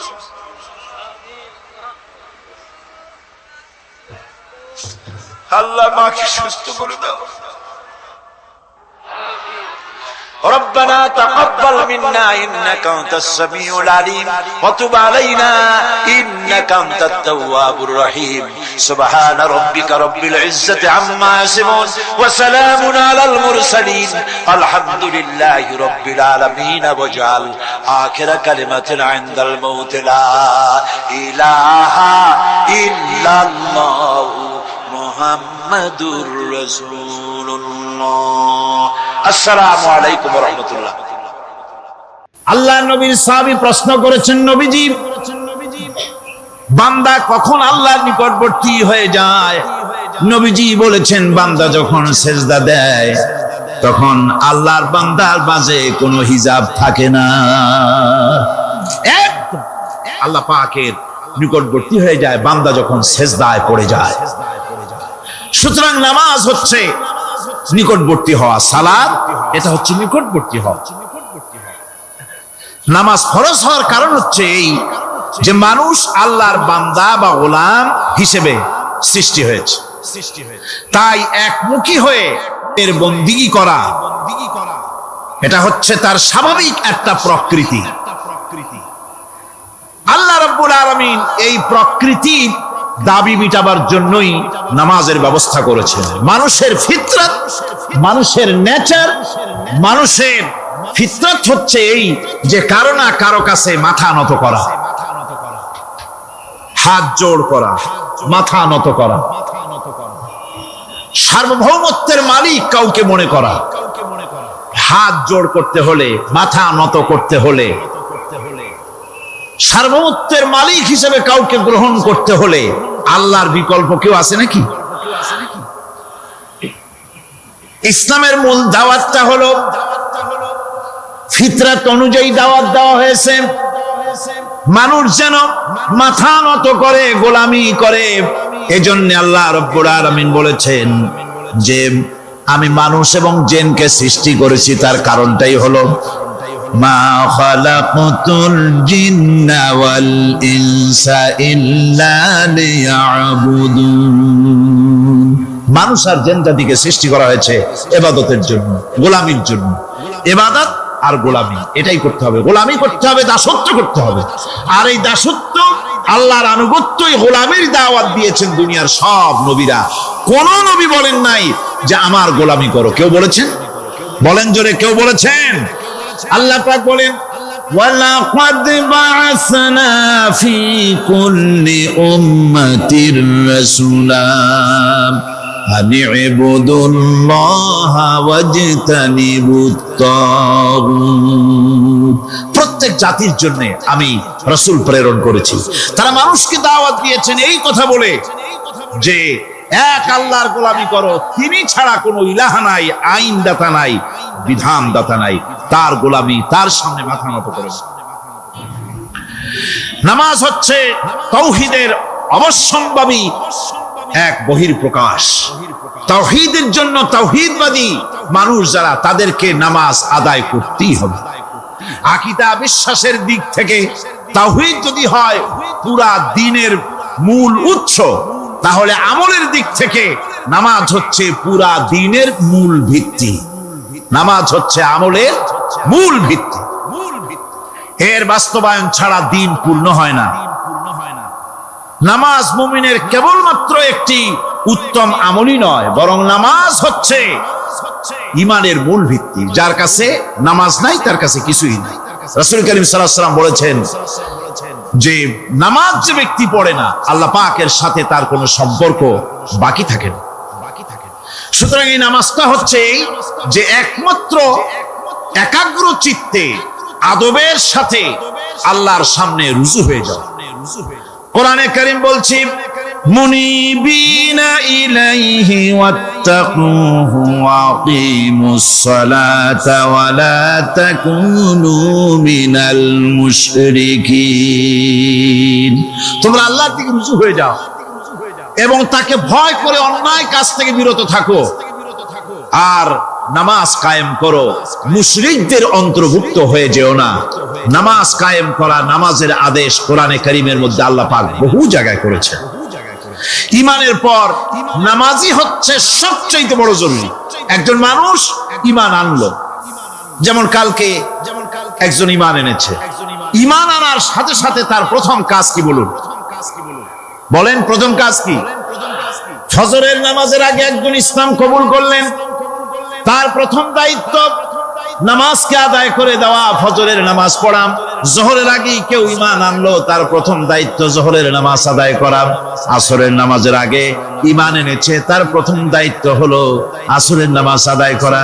তার মানে হলো ঈমান আনার পর একজন ঈমানদারের প্রথম দায়িত্ব হচ্ছে নামাজ। গুরুত্বপূর্ণ বিষয়, খুব ভালো করে শুনতে হবে, ইয়াদ রাখতে হবে প্রত্যেকটি মুসলমানের। এই নামাজ কি জিনিস, কেমনে আদায় করতে হবে, আদায় না করলে কি হবে, গুরুত্বপূর্ণ এই কথাগুলি প্রত্যেকের স্মরণ রাখতে হবে। কিয়ামতের দিন মানুষ যে জাহান্নামে যাবে, জাহান্নামের জন্য, জাহান্নামে যে সব কারণে যাবে তার মধ্যে বড় কারণ কালকে বলেছিলাম, দেখি মনে আছে নাকি? বড় কারণ কয়টা? কয়টা? আলহামদুলিল্লাহ মনে আছে। আল্লাহ রাব্বুল আলামিন বলেন, ইয়াতাসাআলুনা আনিল মুজরিমিন, কিয়ামতের দিন অপরাধীদেরকে জিজ্ঞেস করা হবে, মা সালাকাকুম ফি সাকার, জাহান্নামে কেন আসছো? জবাবে তারা বলবে, قالوا لم نك من المصلين ولم نك نطعم المسكين, নামাজ পড়ি নাই আর এতিম মিসকিনদের খেতে দেই নাই, এই কারণেই জাহান্নামে এসেছি। কল নাউযুবিল্লাহ। নামাজ যারা পড়বে না জাহান্নামে যেতে হবে। কোথায় যেতে হবে? আকীদাগত দিক থেকে ঈমান হলো তাওহীদের স্বীকৃতি, আর আমলের দিক থেকে নামাজ হচ্ছে তাওহীদের বহিঃপ্রকাশ। আপনি মুসলমান তা প্রমাণ হবে নামাজ দিয়ে। নামাজহীন ঈমানের দাবি মূল্যহীন। যার নামাজ নাই তার ঈমানের দাবি করার কোনো মূল্যই নেই। অনেক এরকম কথা বলে, হুজুর আমি মানুষটা নিতান্ত খারাপ না, যাই মনে করে, গ্রামে রাস্তা বানাইছি, ব্রিজ করে দিয়েছি, কালভার্ট করেছি, এতিম মিসকিনদের তাও মাঝে মধ্যে খাবার দেই, বিধবারে কাপড় চোপড় দেই, মানুষটা আমি নিতান্ত খারাপ না, তবে এই মাঝে মধ্যে একটু নামাজ পড়ি না, তাতে কি আমার ঈমান নষ্ট হয়েছে নাকি? আমি বলি ভাই ঈমানই তো নাই, নষ্ট হবে কি? ঈমান থাকলে না নষ্ট হবে? ঈমান নাই। সুতরাং একজন মুসলমান যদি নামাজ না পড়ে নিজেকে মুসলমান বলে দাবি করার কোন হক তার না, দাবি করার অধিকার। নামাজ হচ্ছে জিন্দেগি, নামাজটাই মূলত জিন্দেগি। নামাজটা কি? জিন্দেগি। আল্লাহ রাব্বুল আলামিন শিখাচ্ছেন, কুল ইন্না সালাতি ওয়া নুসুকি ওয়া মাহইয়ায়া ওয়া মামাতি লিল্লাহি রাব্বিল আলামিন। মুহাব্বতের সাথে সবাই পড়েন, কুল ইন্না সালাতি ওয়া নুসুকি ওয়া মাহইয়ায়া ওয়া মামাতি লিল্লাহি রাব্বিল আলামিন। বলো আমার নামাজ, বলো আমার নামাজ, আমার কোরবানি, আমার হায়াত, আমার মত সবকিছু ওই আল্লাহ রব্বুল আলামিনের জন্য নিবেদিত। আমার বেঁচে থাকা, আমার মরে যাওয়া সব আল্লাহর জন্য। সে আল্লাহ রব্বুল আলামিন, তার জন্য সবকিছু নিবেদিত করতে হবে। আল্লাহ পাকের গোলাম আমাদের বানিয়েছেন, আল্লাহ আমাদের গোলামি করা লাগবে। আর গোলামির নমুনা যাকাত দিয়া, হজ দিয়া, দান দিয়া, সদকা দিয়া, কোন জিনিস দিয়ে নামাজের মতো গোলামির উৎকৃষ্ট প্রমাণ বা নমুনা আর কিছুতে নাই। আমি যে গোলাম তার উৎকৃষ্ট প্রমাণ হচ্ছে নামাজ। নামাজেই একটা মানুষ গোলামির অনুভূতিতে তাকে নিয়ে যায়। বাদশাহ হোক, মন্ত্রী হোক, পীর হোক, মওলানা হোক, মুহাদ্দিস হোক, বড় লোক হোক, গরিব হোক, পুরুষ হোক, নারী হোক, যাই হোক, নামাজে দাঁড়াইলো, একেবারে কান্দারে ধরিয়া, কানের কাছে হাত দিয়া, হাত দুইটা বাঁধিয়া, মাথা নিচের দিকে দিয়ে দাঁড়ায় গেল। কিসের মতো? আসামির মতো, গোলামের মতো। সুবহানাল্লাহ। এদিক ওদিক তাকাইতে পারবে না, চোখটা থাকবে সেজদা যেখানে দিবা সেখানে। তাকানো নিষেধ, সেজদার দিকে তাকাও। এরপরে যখন রুকুতে গেলেন, গোলামির নমুনা হয়ে গেল। গোলামের এরকম মাথা নিচু করে থাকতে হয় প্রভুর সামনে। গেলেন রাজা, বাদশা, বড় লোক, সব অহংকার চূর্ণ হয়ে গেল। নাক আর কপাল দিয়া আমার মাবুদের দরবারে মাথাটা লাগাই দিলাম জমিনের উপরে। সুবহানাল্লাহ। আমি আমার ভাষায় বলি, আমি আমার ভাষায় কথাটা এভাবে বলি, এই জমিনটা যদি কাগজ হয় আর আমার নাকটার কপালটা যদি কলম হয়, তাহলে আমি যে গোলাম দৈনিক 5 বার আমার নাক আর কপাল দিয়া জমিন নামক কাগজের উপরে দাস খতের উপরে দৈনিক 5 বার নাক আর কপাল দিয়া সই করে দেই, আল্লাহ আমি তোমার গোলাম আর কারো গোলাম নই, আমি একমাত্র তোমার গোলাম। ঘুমের থেকে উঠে সেজদা দিয়ে বলি, দুপুরের সময় কাজ ফেলাইয়া আরেকবার বলি, বিকেল আসার আগে আসরে আরেকবার বলি, দিন যখন শেষ হয় আরেকবার বলি, রাতে যখন শুতে যাই আরেকবার সেজদা দিয়া ঘোষণা করি, মাবুদ আমি তোমার গোলাম। সুবহানাল্লাহ। নামাজ হচ্ছে ইসলামের গণ্ডির মধ্যে প্রবেশের প্রমাণ। কোরআনে কারীম বলছে, ফাইন তাবু ওয়া আকামুস সালাতা ওয়া আতাউস যাকাতা ফাইখওয়ানুকুম ফিদ্দীন। সূরা তওবা এসেছে, তারা যদি তওবা করে আর নামাজ কায়েম করে, যাকাত যদি আদায় করে, তাহলে এখন তোমাদের সে দ্বীনি ভাই, এখন ভাই হয়ে গেল। একটু আগে ছিল কাফের মুশরিক, এখন তোমার দ্বীনি ভাই। দ্বীনের গণ্ডির মধ্যে প্রবেশ করা, কলেমা পড়ার সাথে সাথেই নামাজ। নামাজ হচ্ছে দ্বীনের প্রধান গেট, দ্বীনের প্রধান তোরণ। দ্বীনের মধ্যে প্রবেশ করার জন্য এই গেট দিয়ে প্রবেশ করতে হবে। সুতরাং এই নামাজের এতই গুরুত্ব দেওয়া হয়েছে। ইসলাম যদি ক্ষমতায় আসে, আল্লাহ যেন এনে দেন, জোরে কোন আমিন। ইসলাম যদি ক্ষমতায় এসে যায়, রব্বুল আলামিন তাফসীরে মাহফিল কোরআন সামনে নিয়ে আশা করে তোমার দরবারে দোয়া করি, এই বিশাল জনসমুদ্রের দোয়া কবুল করো মাবুদ গো, এই বাংলাদেশকে ইসলামের দেশ বানাইয়া দাও। দেশটা যদি ইসলামের হয়ে যায়, আইন যদি আল্লাহর হয়, শাসন যদি সৎ লোকেরা করে, রব্বুল আলামিন কোরআন শরীফে বলেন, তাহলে তারা 4টা কাজ করবে। আল্লাযীনা মাক্কান্নাহুম ফিল আরদ আকামুস সালাতা ওয়া আতাউজ যাকাত ওয়া আমারু বিল মা'রুফি ওয়া নাহাউ আনিল মুনকার।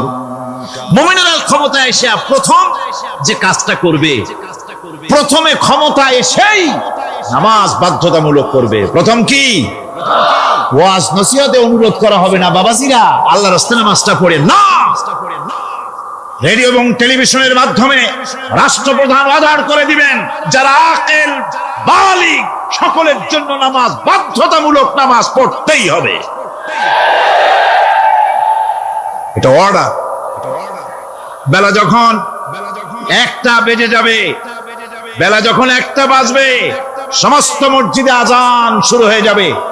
আজানের সাথে সাথে অফিস, আদালত, কল কারখানা, ক্ষেত খামার, শিক্ষাঙ্গন সব ডেডলক হয়ে যাবে। আধা ঘন্টার জন্য বন্ধ হয়ে যাবে।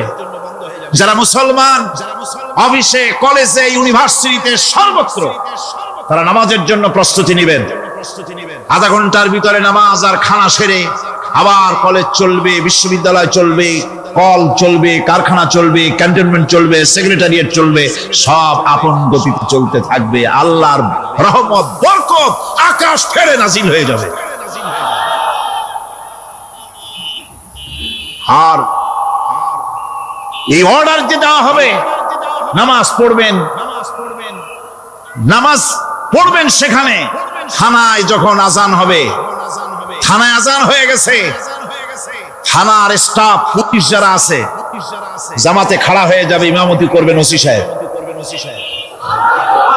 এসপির অফিসে এসপি সাহেব ইমামতি করবেন, ডিসি সাহেব তার অফিসে ইমামতি করবেন, মন্ত্রী সেক্রেটারিয়েট ইমামতি করবেন, প্রেসিডেন্ট বঙ্গভবন ইমামতি করবেন, বিশ্ববিদ্যালয়ের ভাইস চ্যান্সেলরের ইমামতিতে সে জায়গার মুসলমান ছাত্র ছাত্রী, শিক্ষক শিক্ষয়িত্রী এক জামাতে নামাজ আদায় করবে।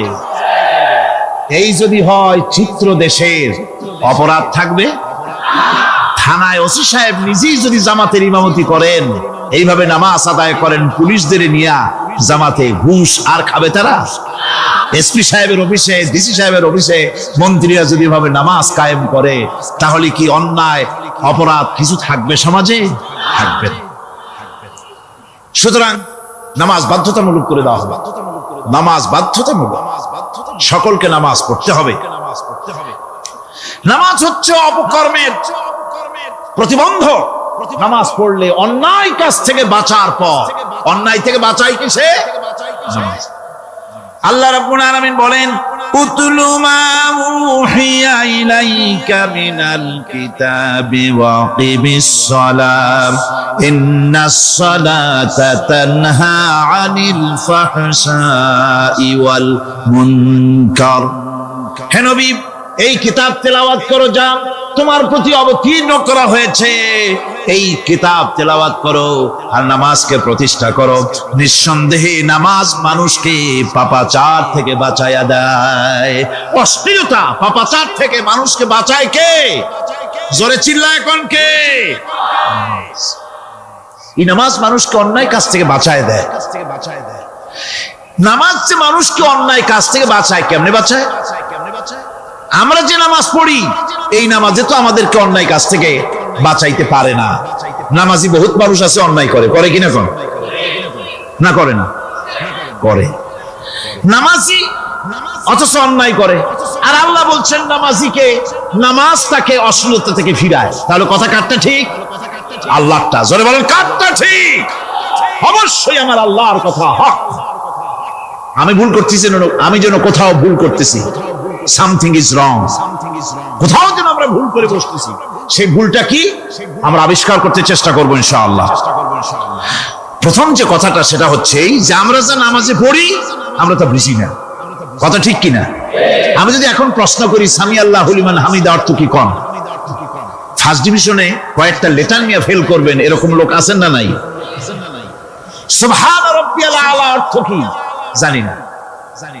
সুবহান রাব্বিয়াল আযীম অর্থ কি জানি না। দোয়া কুনুত অর্থ কি জানি না। তাশাহুদ অর্থ কি জানি না। সূরা ফাতিহার অর্থ কি জানি না। এমন কি উযুর মধ্যে কয়টা ফরজ তা অনেকের জানা নাই। কথা কি বেশি বললাম না ঠিক বলছি? একজনে জিজ্ঞেস করলো, মিয়া উযুতে কয় ফরজ? ভাই হুজুর কি মনে করেন এটা বুঝি জানি না, এটা তো সাধারণ ব্যাপার, বলেন না কয় ফরজ? উযুতে তো 17 ফরজ। কি কি কয়? হাত ধোয়া, পাও ধোয়া, মুখ ধোয়া, নাক ধোয়া, চোখ ধোয়া, জিহ্বা ধোয়া, মাথা ধোয়া। বলতে বলতে গুনে দেখা গেল প্রায় 19টার মতো বলছে। বলা হলো, মিয়া বললেন আপনি উযুতে ফরজ 17টা, কইলেন আপনি 19টা। কয় হুজুর জানি আরো, বলি না আপনাদের ভয়তে। উযু জানে না, নামাজ জানে না, তাকে এই নামাজ কেমনে ফিরাবে অন্যায় কাজ থেকে? কথা বুঝতে পেরেছেন? নামাজে আল্লাহু আকবার বললাম, এরপরে সানা পড়লাম, তারপরে সূরা ফাতিহা পড়লাম। সূরা ফাতিহার ভিতরে যে সমস্ত কথাগুলি বললাম সেই কথাগুলি বুঝি না, কি বলেছি তাও জানি না। এরপরে সুবহান রাব্বিয়াল আলা বলেছি, সুবহান রাব্বিয়াল আযীম বলেছি, সামি আল্লাহু লিমান হামিদা বলেছি, অর্থ কি জানি না। আল্লাহ তা শুনতে পান, যে ব্যক্তি আল্লাহর প্রশংসা করেন তিনি তা শুনতে পান। নামাজের মধ্যে আইডিয়া দেওয়া হচ্ছে, তুমি যে আল্লাহর জন্য নামাজ পড়তেছো, প্রশংসা করতেছো, এটা এমন নয় যে আল্লাহ পাক দেখছেন না বা শুনতেছেন না। তুমি যা বলতেছো, প্রশংসা করতেছো, আল্লাহ পাক তা শুনতে পাচ্ছেন। সামি আল্লাহু লিমান হামিদা। সুবহান রাব্বিয়াল আলা, আমি মহান সর্বশ্রেষ্ঠ আল্লাহ রাব্বুল আলামিনের পবিত্রতা ঘোষণা করছি, আমি তার প্রশংসা করছি। সূরা ফাতিহার কি আমরা বলি আপনারা ব্যাখ্যা দেখে বুঝে নিয়েন, সেগুলি আমি এখানে বলে বাকি কথা সব শেষ করতে পারবো না। নামাজে কি পড়েন সেটা যদি জানতেন অবশ্যই আল্লাহ রাব্বুল আলামিনের কথা কার্যকরী হয়ে যেত। ইন্নাস সালাতা তানহা আনিল ফাহশাই ওয়াল মুনকার। নামাজ মানুষকে পাপের কাজ অশ্লীলতা থেকে ফিরাতে পারে। আল্লাহ ইন্না বসায়ছেন, নিশ্চয়ই, বেশক, অবশ্যই নামাজ পাপ থেকে ফিরাবে। কিন্তু কেমনে ফিরাবে নামাজ তো বুঝি না, নামাজ তো বুঝি না। খালি সেজদা দেয় জনমের মতো। আর সেজদা কি? নামাজে যদি দেখে ইমাম দেরি করতেছে, আত্মাহিয়াত পড়তে দেরি হয়ে যাচ্ছে, পিছন থেকে সিগন্যাল মারে, ঠিক কিনা? বেয়াদব, বেয়াদব। তোমার নামাজ, তোমার আত্মাহিত আগে শেষ হয়েছে, তাতে কি হয়েছে? চুপ করে বসে থাকো। ইমামকে কাশি দিয়া সতর্ক করার অধিকার তোমার নাই। যদি ইমামকে সতর্ক করার জন্য কাশি দিয়ে থাকো, তোমার নামাজ ফাসেদ হয়ে যাবে। এটা ফাজলামি করার জায়গা না, এটা নামাজ। এর নাম কি? ধীরে সুস্থে নামাজ পড়তে হবে। অনেকে মসজিদটারে মনে করে জেলখানা। ঢুকতে যত দেরি, বেরোতে পারলে যেন বাসে যান ছটফট করে। সিনেমার মধ্যে গিয়ে ঘন্টার পর ঘন্টা বসে থাকে, খারাপ লাগে না? মসজিদে কেরাত যদি একটু লম্বা পড়ে, পিছনে বসে খালি কি যে করে, মনে মনে বলতে থাকে যে ইমাম এমন কাঁচা ছাড়া ছাড়ি না। আর গান যখন শোনে শুনতেই থাকে, কত মজা। ঘুমাসেন, নাউযুবিল্লাহ। সুতরাং নামাজে কি বলেন সেটা আপনাকে বুঝতে হবে। সঠিকভাবে নামাজ পড়ার পরও যদি কোনো মানুষের সঠিকভাবে, ভালো করে শোনেন, সঠিকভাবে নামাজ পড়ার পরেও যদি কোনো মানুষ পাপের থেকে না ফেরে, তাহলে বুঝতে হবে একথা, পানি আর সাবান দিয়া কাপড় ধুলে কাপড়ের ময়লা যাবে, কিন্তু পানি আর সাবান দিয়া কয়লা জনমের মতো ধুইলেও কয়লার ময়লা যাবে না। কথা বুঝে আসছে? এর থেকে আর উত্তম দৃষ্টান্ত আমার কাছে নাই। নামাজ পড়ার পরেও যদি চরিত্র ভালো না হয়, বুঝতে হবে নামাজ হচ্ছে না, কাঙ্ক্ষিত মানের নামাজ আদায় হচ্ছে না। আল্লাহর নবী বলেছেন, যার নামাজ পাপ কাজ হতে ফিরাতে পারলো না, তার নামাজ নামাজি নয়। আবার শুনুন, রাসূল বলছেন, যার নামাজ তাকে পাপের কাছ থেকে ফিরাতে পারলো না, তার নামাজ নামাজ নয়, ওটা নামাজ হয় নাই, যার জন্য তার পাপ থেকে তারে ফিরাইতে পারছে না। আর কিয়ামতের দিন বেনামাজিরা সবচাইতে বেশি অপমানিত হবে। সবচাইতে বেশি অপমানিত হবে কারা? বেনামাজিরা। কিভাবে?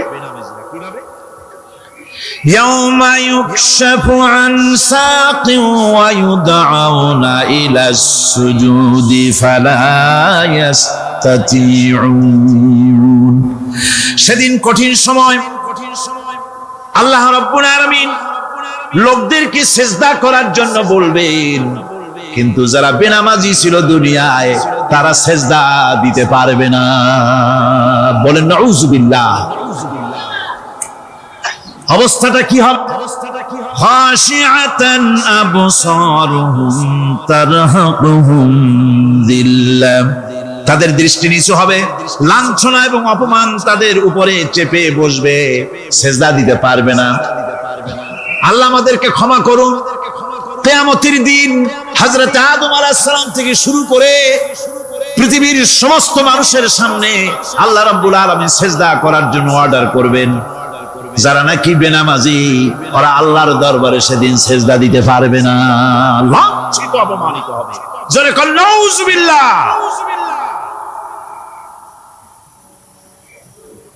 নামাজ, মুমিনের নামাজ একরকম, মুনাফিকের নামাজ হলো আর এক রকম। মুনাফিকরাও নামাজ পড়ে, পড়ে কিনা কোন? মুনাফিকেরাও নামাজ পড়ে। মুনাফিকেরা যখন নামাজ পড়তে যায়, আল্লাহ রাব্বুল আলামিন বলতেছেন, ওয়া ইযা কামু ইলাস সালাতি কামু কুসালা। মুনাফিকরা যখন নামাজ পড়তে দাঁড়ায়, নামাজে আসে ঠিক তারা, কিন্তু নামাজের জন্য দাঁড়ায় খুব শৈথিল্য ভারে, শৈথিল্য ভাবে দাঁড়ায়, কাহিলি, সুস্তি, এ জায়গা চুলকায়, পায়জামা ধরে টান দেয়, টুপিটা ঘুরে যায়, এদিক ওদিক তাকায়। মুনাফিকের নামাজ দেখলেই ঠিক পাওয়া যায় যে বেটা মুনাফিক। এইভাবে সে দাঁড়ায়। তার নামাজটা কি জন্য? ইউরাউনান নাসা ওয়া লা ইয়াযকুরুনাল্লাহা ইল্লা কালিলা। তাদের নামাজ হচ্ছে মানুষকে দেখাবার নামাজ। নাউযুবিল্লাহ। এখন দেখবেন এই মৌসুম আসছে, নামাজের মৌসুম, বেনামাজিদের নামাজের মৌসুম। জনসভা হচ্ছে, নির্বাচন আসতেছে, নামাজে রক্ত হয়ে গেছে, তাড়াতাড়ি আজান হয়ে গেল। টুপি না থাকলে রুমাল একটা মাথায় দিল, উজু আছে কি না আছে, আল্লাহু আকবার, যা আছে কপালে হয়ে যাক। মানুষকে দেখাবার জন্য এরা নামাজ পড়ে। এরা আল্লাহ শরণার্থে নামাজ খুব কম লোকই করে। এরা হচ্ছে মুনাফিক। দুনিয়া এবং আখিরাতে কল্যাণের জন্য একমাত্র মাধ্যম হচ্ছে নামাজ। দুনিয়া যদি কল্যাণ চাই, আখিরাতেও যদি কল্যাণ চাই, তাহলে এর জন্য কি করতে হবে? কি করতে হবে? আমার কথা নয়, আল্লাহ রাব্বুল আলামিনের কথা শুনুন। রব্বুল আলামিন বলেন, قد أفلح المؤمنون الذين هم في صلاتهم خاشعون والذين هم للزكاة فاعلون والذين هم لفروجهم حافظون। নিশ্চিতভাবে সেই সব মুমিন কল্যাণ লাভ করবে, নিশ্চিতভাবে। তারা হচ্ছে ওই সব লোক যারা নিজেদের নামাজ ভীতি মিশ্রিত বিনয় ভাবে, ভীতি মিশ্রিত অবস্থায় বিনয়ের সাথে যারা নামাজ আদায় করে, যারা বেহুদা কাজ থেকে বিরত থাকে, যারা যাকাতের পন্থায় কর্মতৎপর হয়, আর যারা নিজের লজ্জাস্থানকে হেফাজত করে। এরপরে আল্লাহ পাক বলেন,